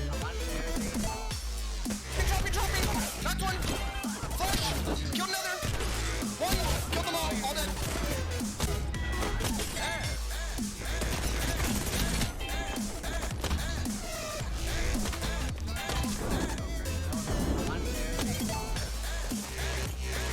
Track up. Flash on you. Is this thing called jazz?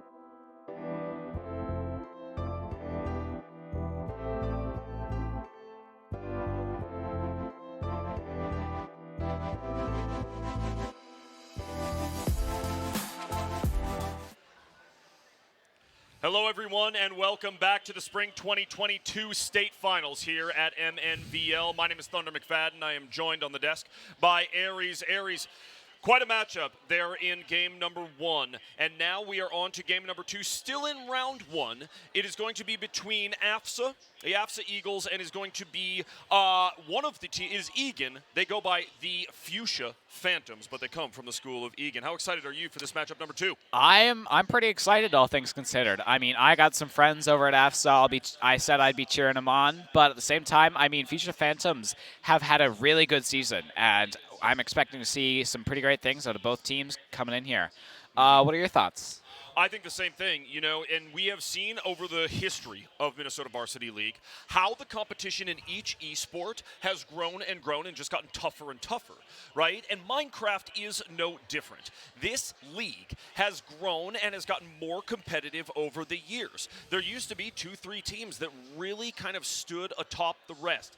Now it's anybody's game on any day. We just saw it in that first matchup, right? So, with Blaine, they move on, but it was a hard-fought battle out there on the map. And next up, they'll be facing the winner of this, either AFSA or Egan. Very excited to see which one of these teams will move forward and move themselves into the state semifinals. Cannot wait to see. We saw a lot of interesting movement. We talked about that, utilizing different potions and those ender pearls and using them effectively. What I did not see, as we saw some of, but maybe not quite as much as we expected, was the use of the arrows, right? And I did not see, I don't think, any of those webs, right? No. So, No. some other things at these teams' disposal that we just have not seen yet on stream today. Strategies can change. They can change before the game or even mid-game when these teams are getting into it. So cannot wait to see Egan and AFSA duke it out.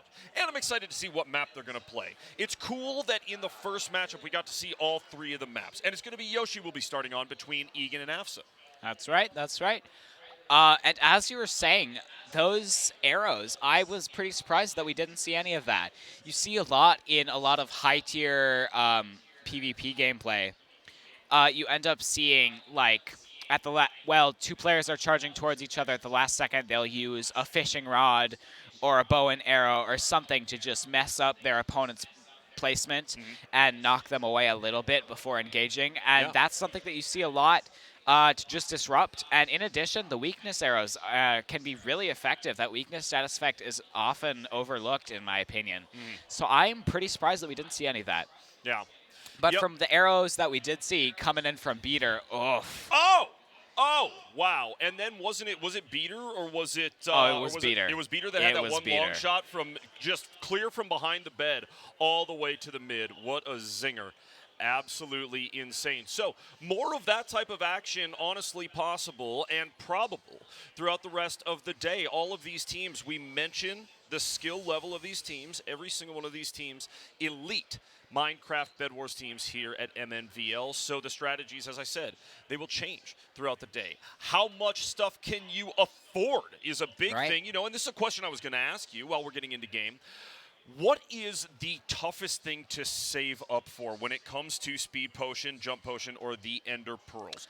What do you have to do, sheer numbers, to attain those items? I have never played this specific version of BEDWARS myself, so I don't know the exact prices of each items. But I have played, for example, Hypixel BEDWARS, which is the most common, most popular.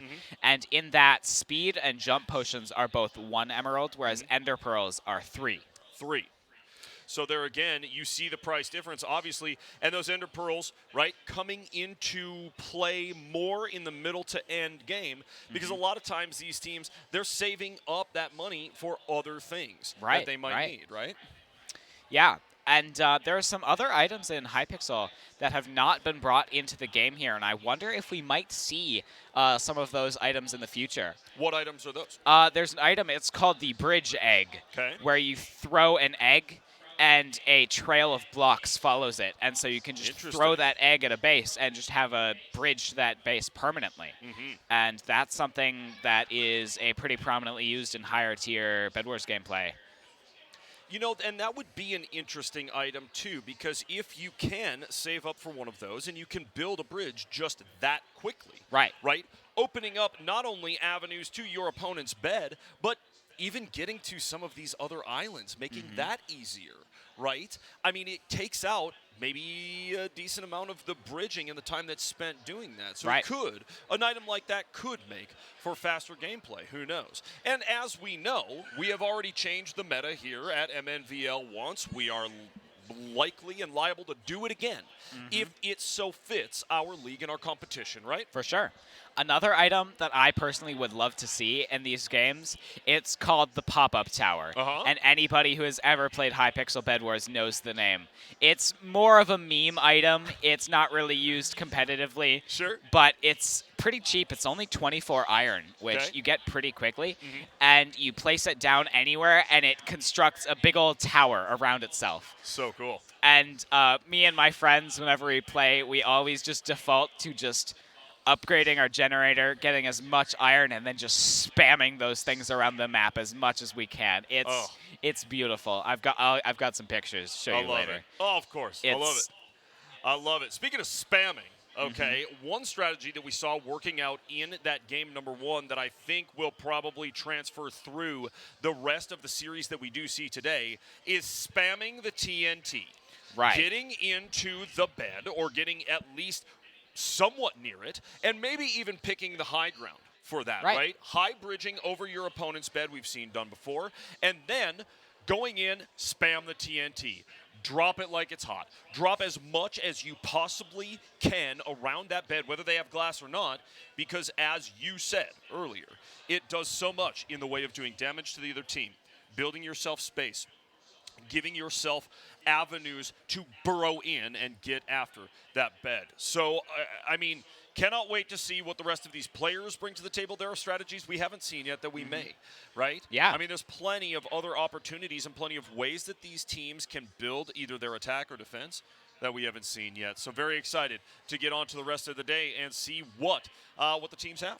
There's one strategy in particular that I'm very surprised we haven't seen. It's more of an early game, just sort of go in there and mess with your opponent type strategy. You save up for 2 or 3 TNT and a whole lot of wool. And then you bridge up and over your opponent's bed and then just carpet bomb them. And that gets rid of most of the defense before they have glass, because glass can be pretty costly. So that gets rid of most of their defense, and oftentimes that's how you get bed destructions very, very quickly. I'm surprised we haven't seen any of that yet. Yeah, you know, I'm surprised too, and that's a move that I think I remember from, I specifically remember Rubster Panda coming in with that move, just dropping a ton of TNT from on high in an effort to clear out that space around the bed and get your opponents backed off so you can make some offensive moves. Egan versus AFSA.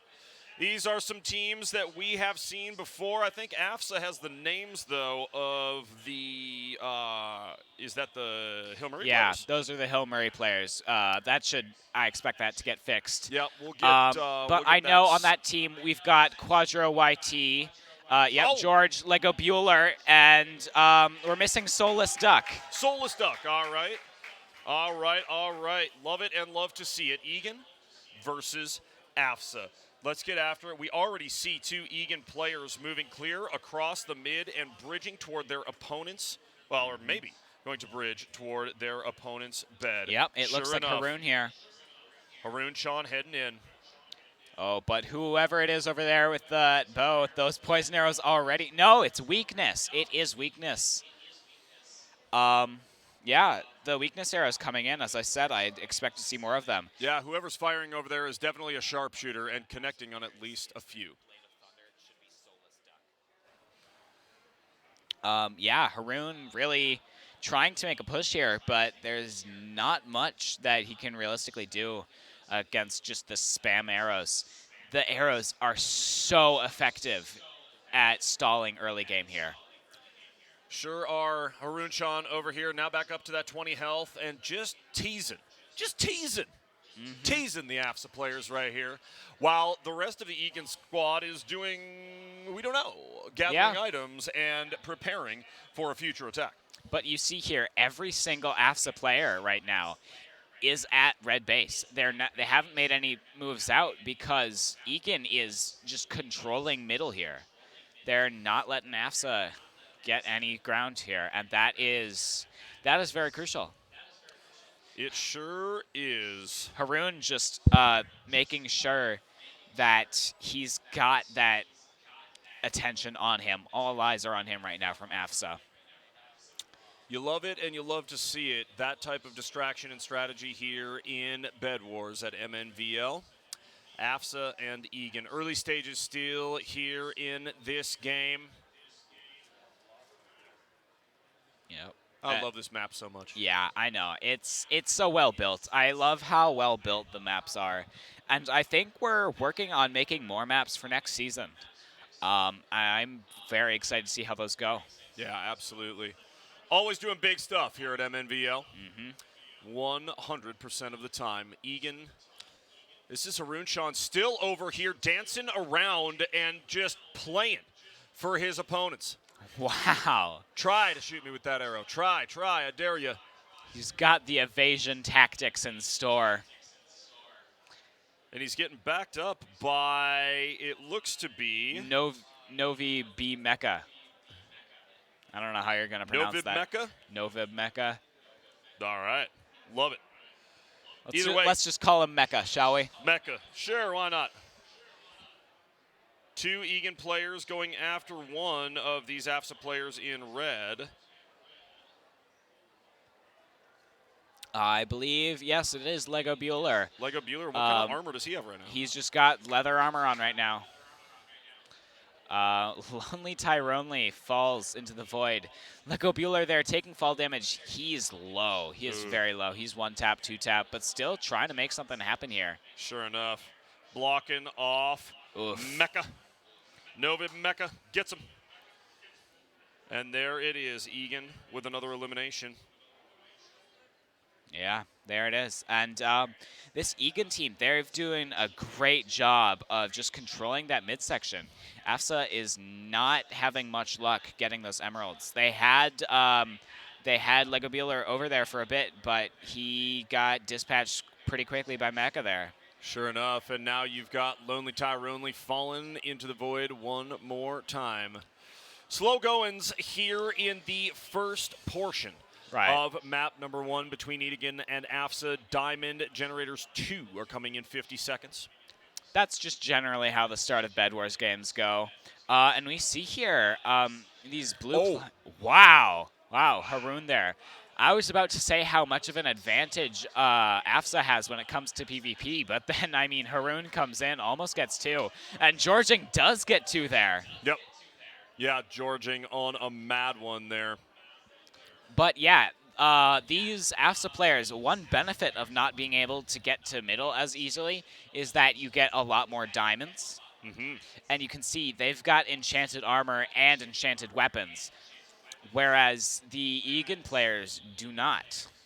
Yeah, you know, you're right. I think that this is very smart out of the AFSA Eagles. They only build to the Diamond Generators, not a straight shot to the middle island. And speaking of Diamond Generators, there they are. Diamond 2 comes in. That's going to be good for Egan to catch up on that armor and whatnot that they missed before. Lego Bueller might be going in for a push here. Doesn't see the player behind him. Mecha coming in. Brought down 7 health, 4 health, 1 health. There it is. Boom. Lego Bueller comes out on top. Got to feel good about that one. A very solid bit of PvP. And he's coming in towards base. There's only 1 defender, and it's Mecha. Face to face yet again. Oh, nope, there's a second one. Bumble coming in. Wow. Absolute annihilation right there. Yep. Well Bumble played. 599 comes in from the side and said, no, you get away. Get out of here. Not without a solid effort, though. Lego Bueller doing work there. Georging another elimination. Man, Georging. Sheesh.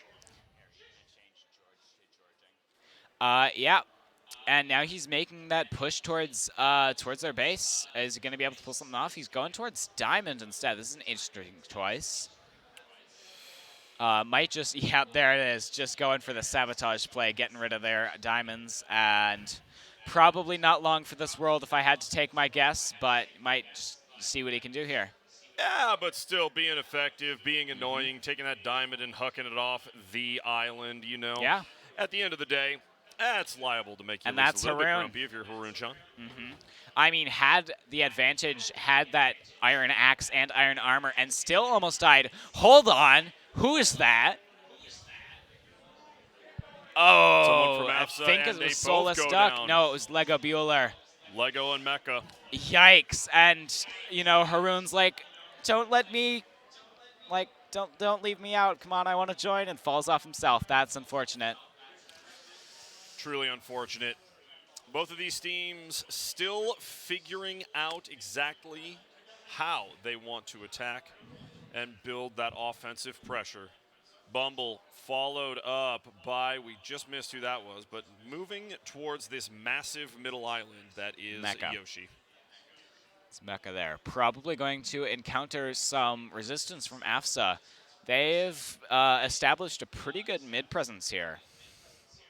As I say, there it is. I believe that's Georging there. Just dancing around these arrows.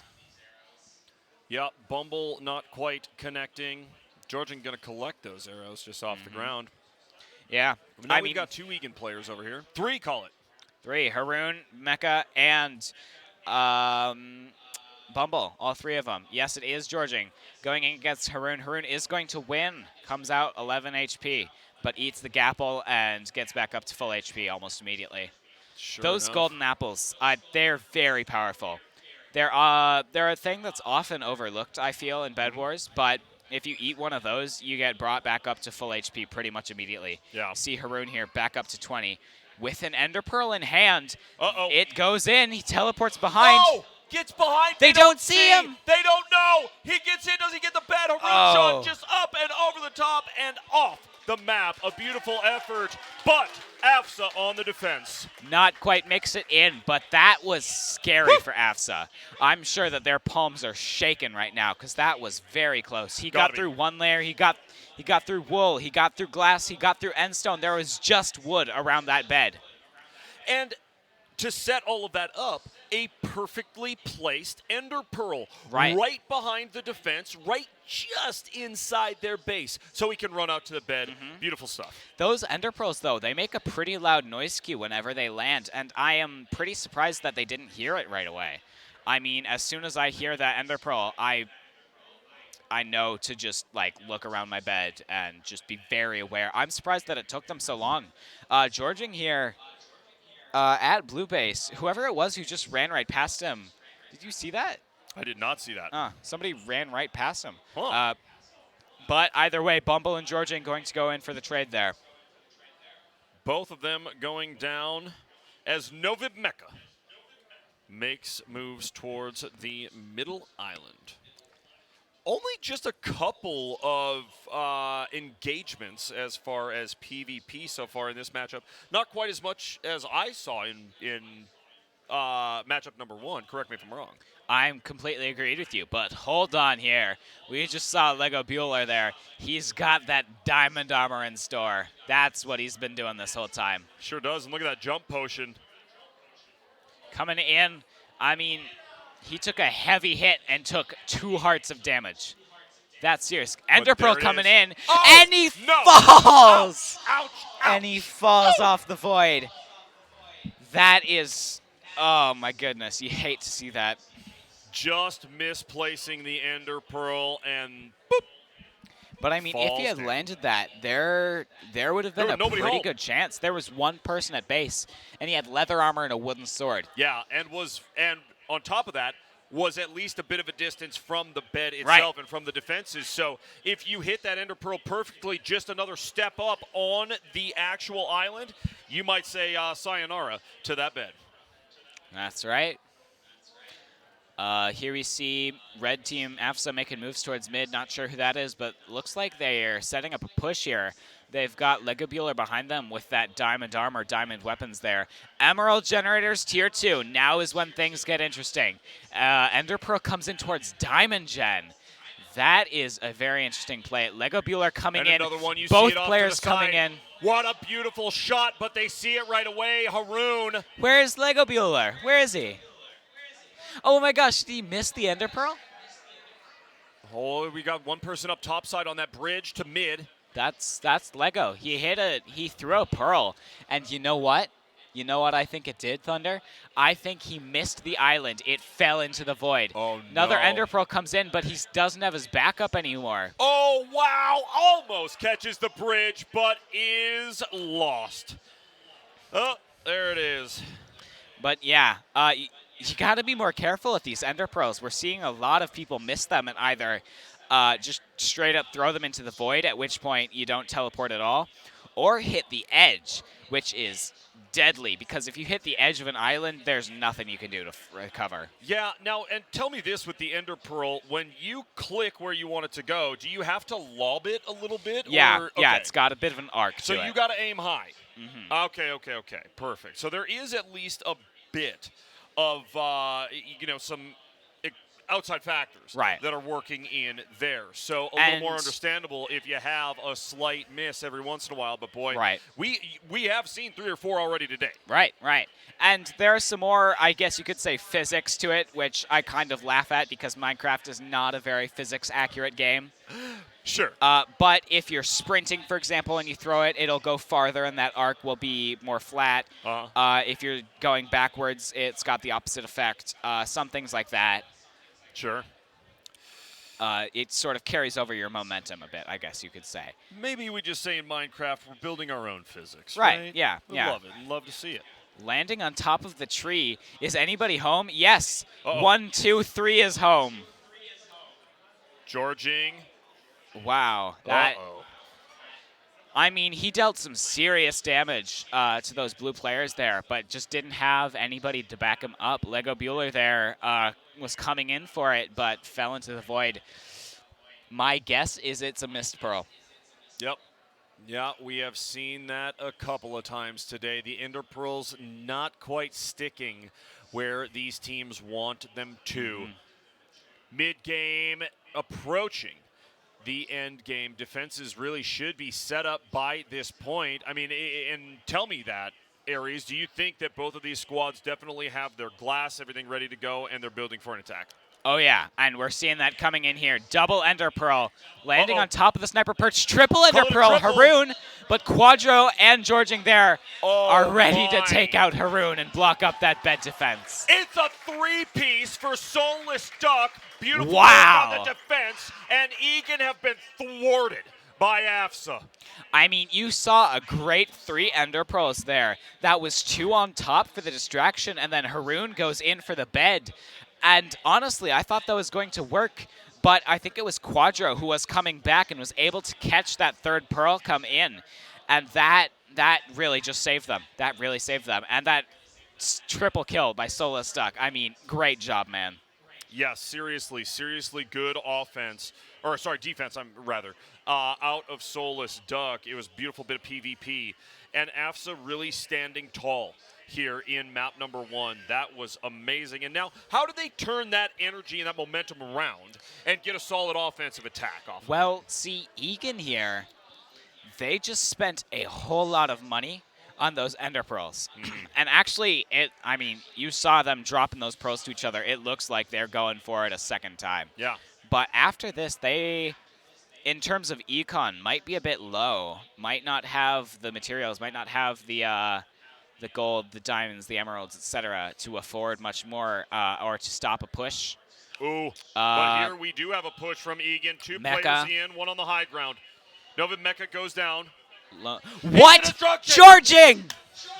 Georging on the other side of the map gets in deep in enemy territory and takes out the bed while AFSA is trying to make something. Oh, unreal. And the crowd goes wild. Unbelievable. Georging, when no one is looking, goes in, fries that bed.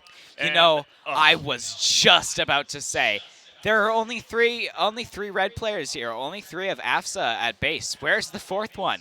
And then the message came in, and I was like, that's where he is. That Yep. makes sense. Yeah, we did. We all found out exactly where Georging was. Most importantly, Egan found out exactly where Georging was, right where they did not want him. And it is now All about AFSA and how quickly they can eliminate these Egan players. Now, I should stop myself there, though, Aries, because in that final map of game number 1, Right. we saw a valiant effort out of the final 2 players standing, right? Jumping in, going in, not just holding up in their base and saying, I'll just wait for the other team to show up. They went in and tried to make something happen in 2v4. See, there is a very good reason in BEDWARS that if your bed is destroyed, you don't just lose. And that is because it is possible and very doable for your team of 3 at this player's tier for Egan to get to AFSA's base and get that push going. We've seen them do pretty well in the past at doing that exact thing. And if they're able to do it, well, AFSA is distracted. Enderpearl coming in. Is it going to miss? I don't know where it landed. Yeah, it might have missed. There is a red player somewhere. Yes, on top. Oh, no. It did not, but look at those arrows. Definitely peppered up there.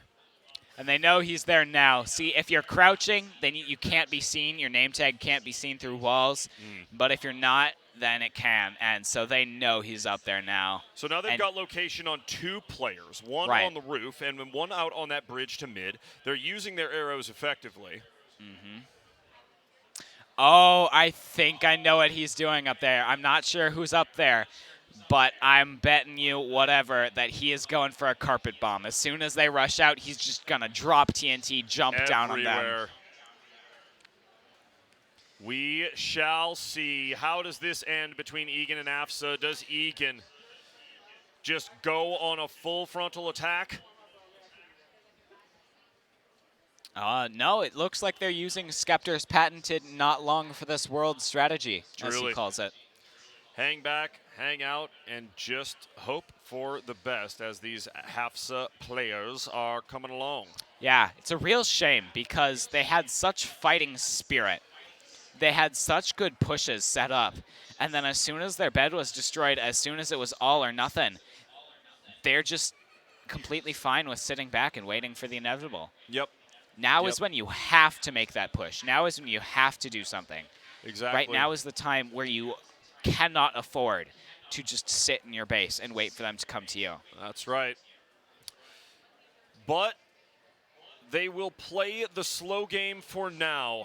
Arrows being used, just waiting for any AFSA players to come into their field of vision.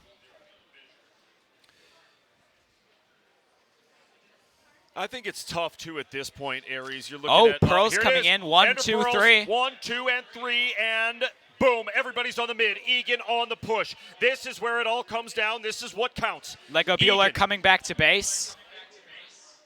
Tactical void there, and they've got more pearls. More pearls. 1, 2, and 3. All 3 players are on base. Done. Mecha's done. Lonely Tyronely is done, and Bumble is done. AFSA will take map number 1 here in this still round number 1 of our state finals at MNVL. What a game. And then, at the end there, what an effort. Right? These 3 players, they kind of seem like they're just hanging out, waiting for the inevitable, but no. What they're really doing is saving up, getting those Ender Pearls in their hands, and they do take one final valiant push as a team.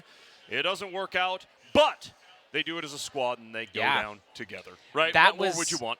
I was dogging on them a little bit, like, come on, man. You can't just sit in your base there. That's just sad. Come on, push out. But that's not what they were doing at all. They were just saving up their money, saving up their gold, saving up their iron. I guess that Ender Pearls here are not diamonds. I think that they might be gold. Yeah, and if that is the case, then that would make sense why they were hanging back there, right? Why they were just kind of chilling for a few seconds, build up some cash, get those Ender Pearls. And the Ender Pearls that they threw were all pretty much picture perfect. Right. We talked so much about these missed Ender Pearls in the first game and then in kind of the first part of this map. But then when you get towards the end, all of them come out effective from Egan. They cannot come out on top. AFSA taking map number 1. And we're going to go right into map number 2. It does seem as these players are getting ready. That's right. It is match point at this point between Right. these two teams. AFSA only needs to win one more time to end it. Egan needs to win to stay in this state finals. Yeah, and we saw some really great aggression coming out of Egan. But in the end, that really ended up being their downfall. I mean, they pushed in, they ran in, and that left their base defenseless for Georging to just go in and was like, all right, I guess I'll take this, and just destroyed their bed. Yeah. Whoever was left at their base wasn't enough to stop the counter push from AFSA. Yeah. And that really led to their downfall. So I wonder if this time we're going to see these players play a lot more defensively, a lot back further. Yeah. I think that you're definitely right, and your point is very well made. And the reason I say that is this: Egan in that map number 1, right? They were flexing players out from the very beginning. Right. That game started, and you saw Harun-chan go out, get on the mid, and start causing problems. Novib Mecca going out right behind him, causing problems, causing a distraction, getting out into the mix of it. Second what is game everybody here. else doing? It is that right there is where you see missed opportunities in grabbing items that are needed. Right, right. And here we go into our second game on Jungle, the Sonic-themed map. This is the one with all that verticality. I've said it before. I will say it again.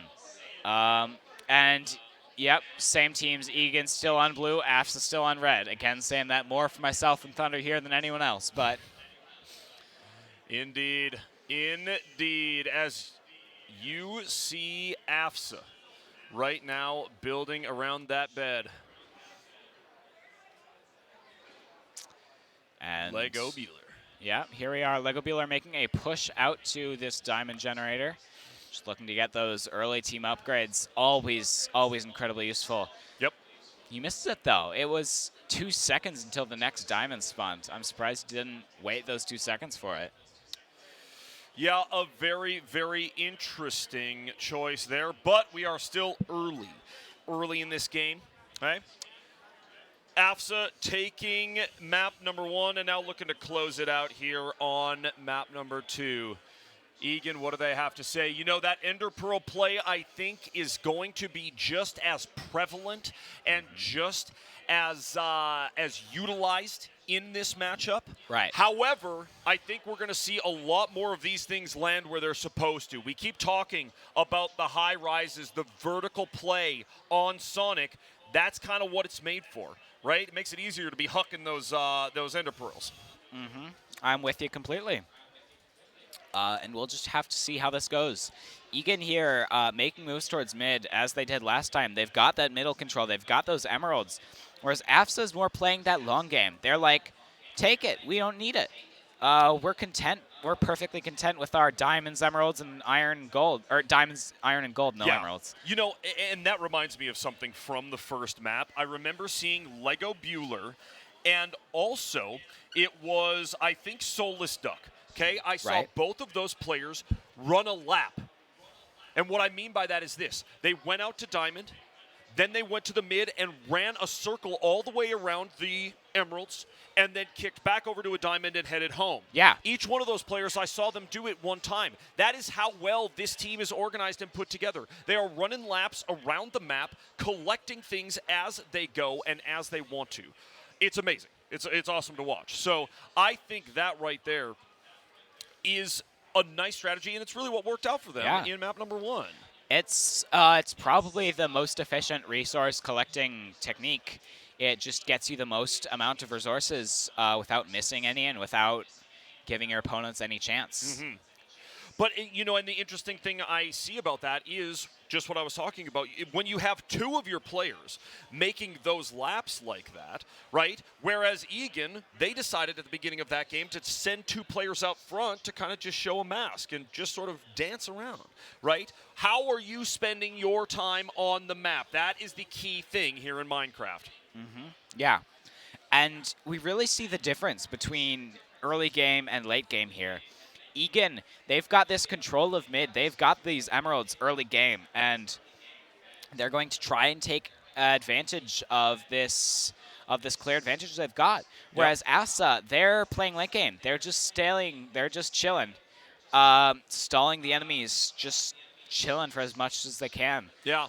Well, and playing it that worked late last game. time. Yeah, very right? much so. You know? I'm so if it ain't broke, surprised. don't fix it. I'm surprised that Egan is not doing something different here because it's the exact same start that they did last time, and it was pretty good for the start, but it didn't end up working out. Yeah. It's not all that well. Yeah, definitely. And you know, as you mentioned right here, we already see bridging from Haroon Sean and probably Novit Mecca there on the bottom. I think that's who it was last time. It might be Bumble, I guess. But either way, Yep, running Mecca. your players out to the mid and kind of dancing around and just like making a smoke screen out there. Yeah. It can work early in the game, but you have to move on and you have to adapt and develop and really grow your strategy from there. You can't just stick with that. And here we see Georging and Lego Bueller finally making a push towards mid for AFSA. Going for those Emerald Generators. They don't care about Haroon and Mecca. They're just here. They're just here to get those emeralds, get those resources. Haroon is going to take out Lego Bueller, and then Bumble is going to fall into the void. I wonder if Novib is going to go for the other one there. Haroon, rather, not Novib. Novib died. We shall see. Quadro has been quiet, but I think the only reason Quadro has been quiet is because Quadro's really been focused on the defense in map number 1 and now map number 2. That's right, yeah. He's been the one who's stayed back and bought all the endstone, all the wool, all the wood, all the glass, and just put it all over the bed, you know? Slapped together a defense and held it. He's been doing a great job at that so far.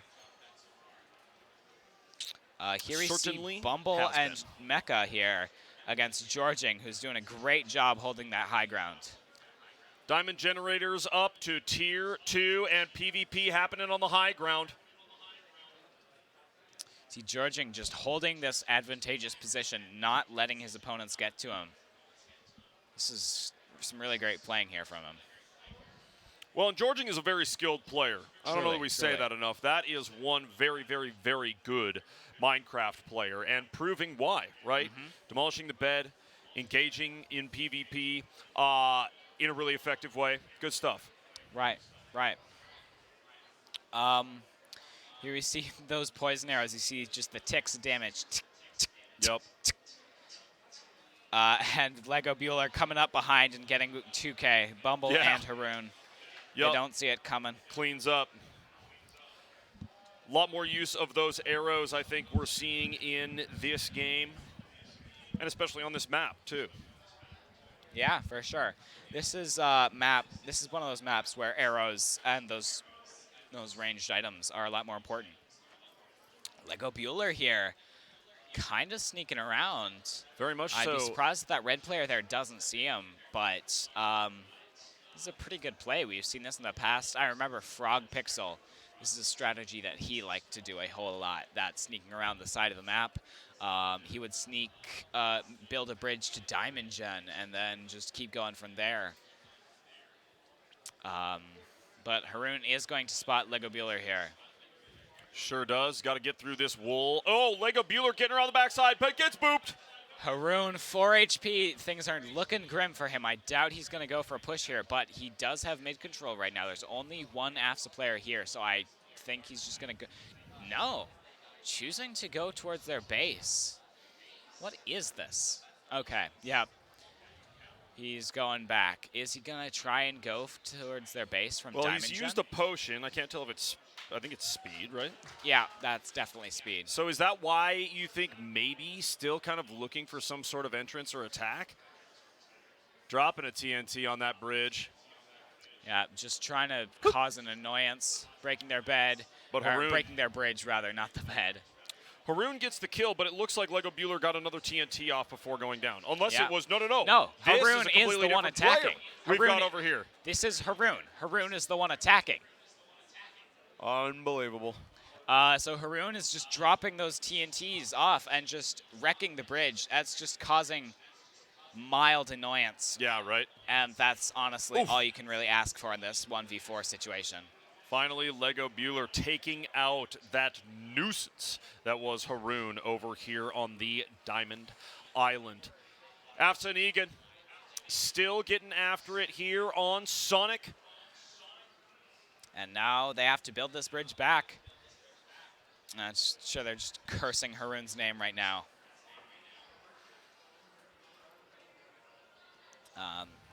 Yep, Emerald 2 in 2 minutes 45. Yeah, not so bad. Again, the slow play out of both of these teams. AFSA would love to close it out here and not have to deal with a map number 3, but do they have what it takes to close it out here? Georging with a massive play in that first map. Can he do it again? I mean, there's no real way to know for sure. Here's Quadro here, making it out to Diamond Generator. Just getting more of those team upgrades. Lego Bueller, again, first one in the game with Diamond Armor. We've seen how deadly he is at PvP in the past. He and Georging are really the PvP gods of this team. And I think if he pulls something off here again, which I very much think will happen. Yeah, certainly. Lego Bueller making moves over here now. Doesn't seem to have much. I mean, has diamond armor, but other than that, really does not seem to have a ton of extras going with them. No and backup. goes down easily. No backup there. That's really what you need. It's sad when you make a push, and I mean, he got pretty dang far for being by himself. Holy crap, what is this? Who is that down below? Soulless Duck over here. Oh, is it? Up top on the yeah. sniper's tower.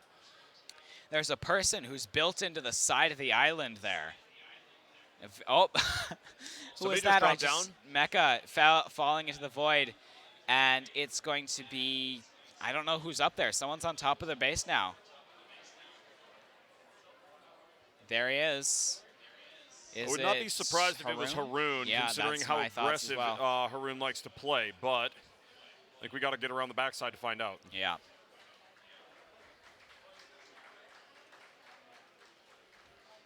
There they are right there.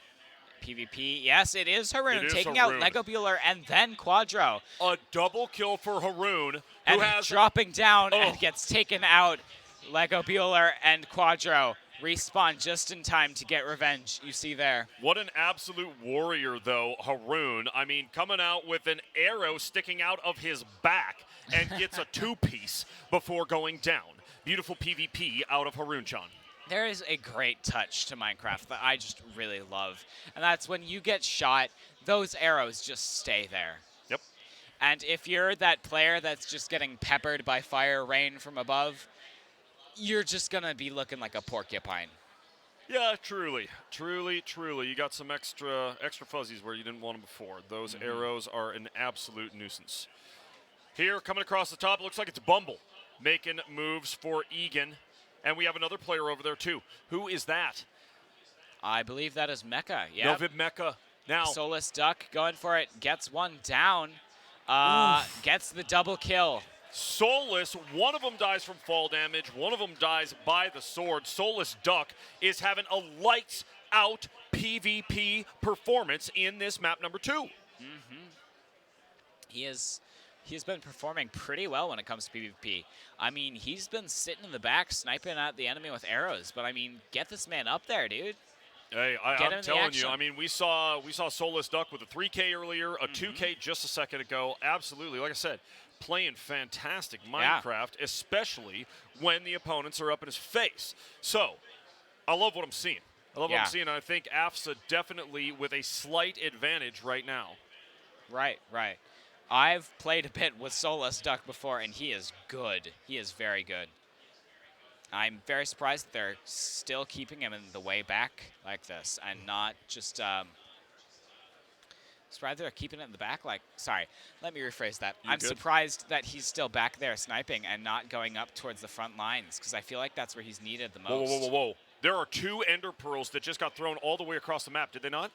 I believe those are arrows. Oh, arrows, okay. Yep, you see them, one landed on the side there and the other landed on the bridge. Nope, you are right, and I see the angle they're at now, but boy, they did look like a couple of Ender Pearls. Yeah, I was really confused because I don't think Ender Pearls can go that far. Doesn't see Mecha coming up from behind. He's going to take a lot of fall damage and knocked into the void.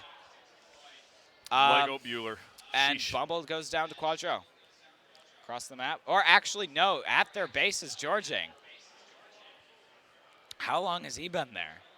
That is a good question, but got a speed potion on him, looks like. Oh, Goes he is gonna down get to taken down. Haroon. Yeah, I don't think I've seen Georging in like a while. I wonder how long he's been doing this. Yeah. Yeah, we shall see. I can imagine that AFSA has something brewing right now. Egan, I imagine they do as well, but also I think that Egan kind of plays, they sort of, what's the phrase? They fly by the seat of their pants, right? They just sort of live in the moment and just go based on what they really want to be reacting to, right? I guess you could say when you see the sheet, that's sheesh. Ah, that's right. Yes, yes. I love it. If you see the sheets, it's sheesh. This is BEDWARS, my nerds. Oh, there's an interpearl, though. Big one for AFSA. Two people on the bed right now. Does Bueller get in? Yes. There it is. Burns the pillows, and it's over. Wow, there it is. And Lonely Tyronely goes down, but both Lego Bueller and Quadro are going to get taken down by Haroon. Haroon left alone at diff base. I don't know where Bumble and Mecha are, but they better get back and fast. They either better get back or they better get on this AFSA bed now. Look at what they're doing. Bumble choosing to go back, but Mecha, what are you doing out there, Melvin man? Mecha just chilling, honestly. Waiting. Has diamond armor, no? No, just iron. Okay. Both Bumble and Mecha are choosing to chill here with iron armor. Oh, that's right, because diamond has that bluish hue. Right. Ah, ha, ha. Georging up on top. This AFSA team has played fantastic, and they have 3 more eliminations before they move on to our semifinals. Oh, flying in. There goes Bumble. It's just Mecha alone against Bueller. There it is. Mecha goes down, and it's just Haroon. Just Unamas, Haroon, who has played fantastic PvP. I don't know if Haroon solo has what it takes to get through 4 players, then a bed, then 4 players again. You know, I like her. Holy crap! Oh, he did it! He did it!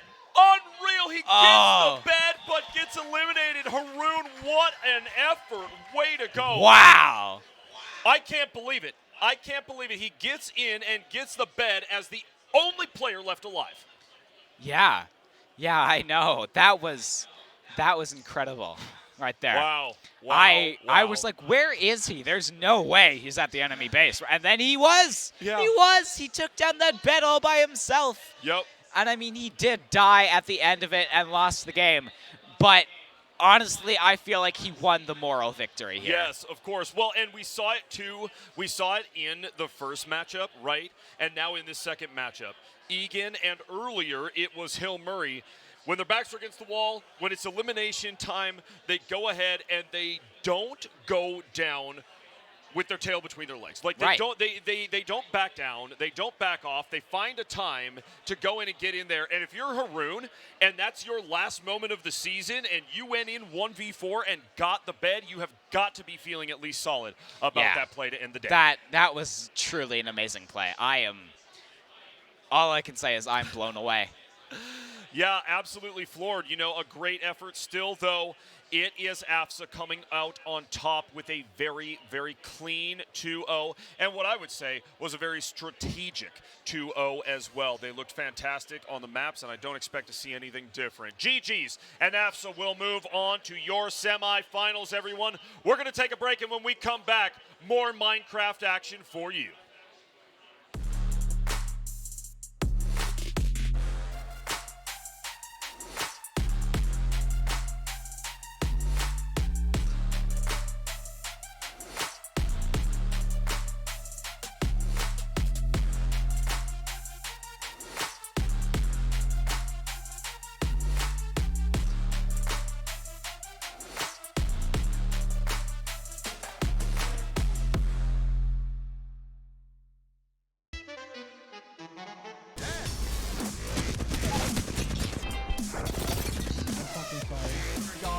I'm so sorry. I had to. Drop me. Knocked one. Flash. Killed another. One. Killed them all dead.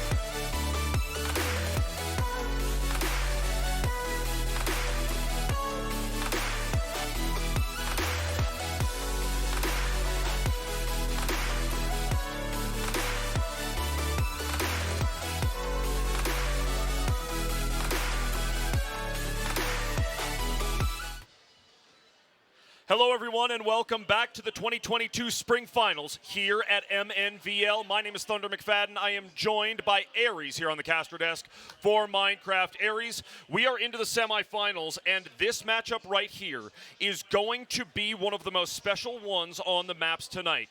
It is right. SLP taking on South, the Orioles versus Los Tigres, and this is the matchup that we have seen not one, but the last 2 seasons in this state finals. This has been the championship matchup the past 2 seasons in a row, and now they're playing in the semis. And both times the Tigers won, or Los Tigres won, That's correct? right. So this is really a bit of a grudge match for Absolutely. SLP here. They want this victory here.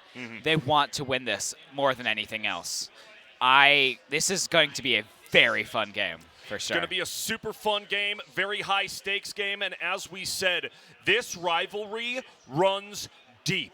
SLP, in their history of Minecraft BEDWARS at MNVL, have lost in the championship to Los Tigres twice. They want nothing more than to wipe the maps with Los Tigres, but those players from South are so good when it comes to Minecraft. So I'm interested to see, now that we have not only seen these two teams play in a couple of championships, but in between then and now, we changed the meta, changed the items that we feature here at MNVL, and it's a whole new thing. So I can't wait to see which one of these teams comes out on top. Right, yeah. And we've seen some great things from both of these teams. I've only started casting Minecraft this season, obviously, and I don't think I've had the privilege of casting for Los Tigres.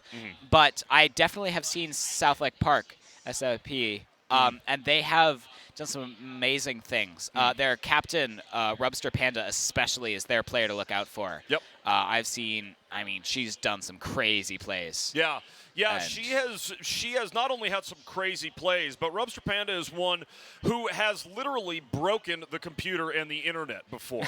We have had to make adjustments because of how quick she clicks. It's not a joke. Extremely talented, extremely fast, and extremely good at the game. So when we get her on the maps, can't wait to see what she and SLP can do up against these South Los Tigres, right? It's been that same story. Always a bridesmaid, never a bride for this SLP team. They want it worse than ever. Can they punch their ticket to the finals today? And yeah, I was talking to Rubster Panda before this game. She was talking about her CPS. It's like 20. It's obscene. Close to that, at least. Yep. That is absolutely unrivaled when it comes to PvP. That clicking fast is what you need in Minecraft PvP. And in addition, that's for speed bridging. And I think that in the future, it could definitely be a possibility that she works on some Neo speed bridging, which is an even faster form. I don't know if you've seen that. I have not, but I can't imagine, after I see how fast she and the rest of the team are able to build bridges and do things on the maps, I can't imagine them doing it any faster. But hey, I guess there's opportunity for it, and they will find it if they can. Yeah. SLP taking on South here momentarily. I've seen it a couple times in my games, and it just looks like cheating. Like, people are just walking backward, placing blocks as they go, and not slowing down at all. It's absolutely crazy to watch, and I think that Rubster Panda definitely has the skill to back it up. Yeah, truly, it's like rapid fire laying down the wool for these speed bridges out of these players. Again, it is going to be a banger of a matchup, and it is literally going to be the rematch of the state championship last fall and the spring before that. Los Tigres huddled up. We see some new names out there, too. That's true. That's true. We got, for Orioles, who are Red, Hodgepodge, Ugax, Abe, and Rubster Panda. I think that's their classic lineup. I've casted for them a couple of times. Then Los Tigres, Vardy, Elotica, Perry Christmas, and Esclays. Yep. I don't know how you're pronouncing that last one, but No, it is Esclays, All right. and it is, and Esclays, I think, is the only, if not one of the only 2 remaining players on this team from last year. How will these new individuals fare up against the SLP Orioles, who, you said it, these are players we've seen before. These are players we know, names we know, Right. and very, very skilled as a unit. The action ensues, everyone. It is game number 1 of our semifinals here in Minecraft. And here we see both teams just pushing out to mid. usual. However, Los Tigres, they are not doing anything towards diamond generators, which is a bit unusual this early in the game. Normally you see that diamond gen happen right away. I'm a little interested as to their strategy there. Out of Los Tigres, you mean? Yeah, yeah. I'll tell you something about this South squad, and this is classic Los Tigres. They're extremely aggressive. Extremely aggressive. They play hard on the offense all day long. It is all gas pedal all day for this team from South. So it is surprising in the general sense that they are not going out to those islands to get some of those assets for their team. However, this is a squad that loves to just steamroll their opponents. And if they have the opportunity to, they will. Right, and here we see Rubster Panda coming in for that bridge. It's going to be, I'm not sure who that is. It's Esclays there to defend it. And 2 more back at base with Perry Christmas and Elotica. Rubster's probably just going to do her best here to keep them in base or just fall into the void. That is another valid option. Yep, that'll work. Rubster Panda falling there and will respawn on the other side. SLP Orioles looking solid so far. As you mentioned, they have already built out to both of their diamond islands, collecting diamonds and emeralds as much as they can. I actually don't know if they have. I thought I saw bridges over there. Oh, no, there they are. Yep. There they are. I didn't quite see them. Hadn't loaded in. Well, there was one that existed on that right-hand side, and they were building the one that you see over on the left just moments ago. Right, right. And here they're going up towards the top of the dragon, up towards those trees. This height play is something that I've seen it a lot happen in high-pixel games, but I don't see it happen all that often when it comes to these MNVL games. There's not usually that height play that you can make, but in this map, there's a bit of a difference because of those trees there. I like it. I like the move. Instead of just straight bridging to that outer ring of our center island, right? Going ahead and getting themselves the high ground. El Toca goes down, and Vardy also goes down. Orioles with a decent offensive push right here. Or not, as Rubster Panda goes down to 4 HP there. Gonna take the wise move and just retreat. But Abe, wherever he is getting kills. There we see him at mid. That's his second pick here. And Abe, honestly, is one of these players on the team that just does not get as much attention as, say, Rubster Panda, Ugax, Hodgepodge, but Abe is always in the mix and always making things happen. Right. He is a solid fill member, I guess you could say. He does whatever he needs to. If he needs to stay back on defense, he does that solidly. If he needs to assist Rubster and Ugax in a push, he does that. If he needs to go out and collect resources, he does that too. There you can just hear how fast Rubster Panda is clicking. I mean, it's just ridiculous. Rubster Panda out there on a freakish 2-piece. That's the type of PvP we've come to expect from her. And who's next? It's Perry Christmas. Takes him down to 4 HP. She was already beat up a little bit on the mid. 11 HP and almost gets a third kill. She is a menace right there. Yep. Absolute beast on the maps. And the rest of this Orioles team getting their squad ready for whatever push may come. I love how they have set up 2 distinct bridges out, and then they go for the high ground. They do not give Los Tigres an easy avenue to their base. That's right. That's right. But Orioles are trying to come back here. Abe gets the knockoff and is now going in for that kill on the bed. And there's only Esclays back to defend it. Oh, nope, never mind. Elotica just respawned in. It's not looking good for Abe, but he might be able to get 1, if not 2 of them here. That's right. He is going to fall into the void. That is unfortunate, but he got very close there. Yep. Hodgepodge, while we were away from that, Hodgepodge got a kill, and now we have it Diamond Generators up to Tier 2. That's right. And, you were talking about how aggressive Los Tigres are playing, but honestly, the Orioles here, they are just forcing them they're forcing them into that more defensive play style. Like, they're not letting them control the tempo of the game. And I think that is very important. But as I say that, here is S-Clays speed bridging over towards Orioles base. Gets fireballed, but is going to survive it. Gets absolutely fireballed and then jumps off in an effort to get back to spawn and regroup with the team. Yep. Los Tigres versus Orioles, as we said, a repeat of the last 2 championship games here in Minecraft at MNVL. And now one of these teams will punch their ticket to the finals. They want a repeat chance. I mean, Los Tigres, they've had the championship title 2 years in a row now, am I right? Yep, a three-peat would be absolutely amazing for them, but they've got some stout competition to get through. Right. Because even if they do get through SLP, Blaine has been playing crazy, and AFSA had a decidedly solid win earlier. That's true, that's true. Even if Los Tigres get through the Orioles here, which, I mean, hold on, back up. Did that player have diamond armor? It's not even halfway to Emerald 2. How do you get that? Sure, it's Abe over there. Well, Abe, I mean, we saw it earlier, a solid couple of fights over there on the mid, and then just, while we weren't even looking, going around and collecting, right? Yeah, he's really doing a great job at that. He's got an axe, too. He's got the diamond axe, enchanted sharpness. He got the diamond boots and pants, enchanted with protection. I mean, he is geared up and ready for blood. Sure is, Abe. Going out there looking to Somebody make some going, noise. somebody going down over towards the Orioles base down there. Do you see that too? I missed it. Oh! Oh, they do have bridge eggs. There, the bridge egg out of Abe, and there's an ender pearl.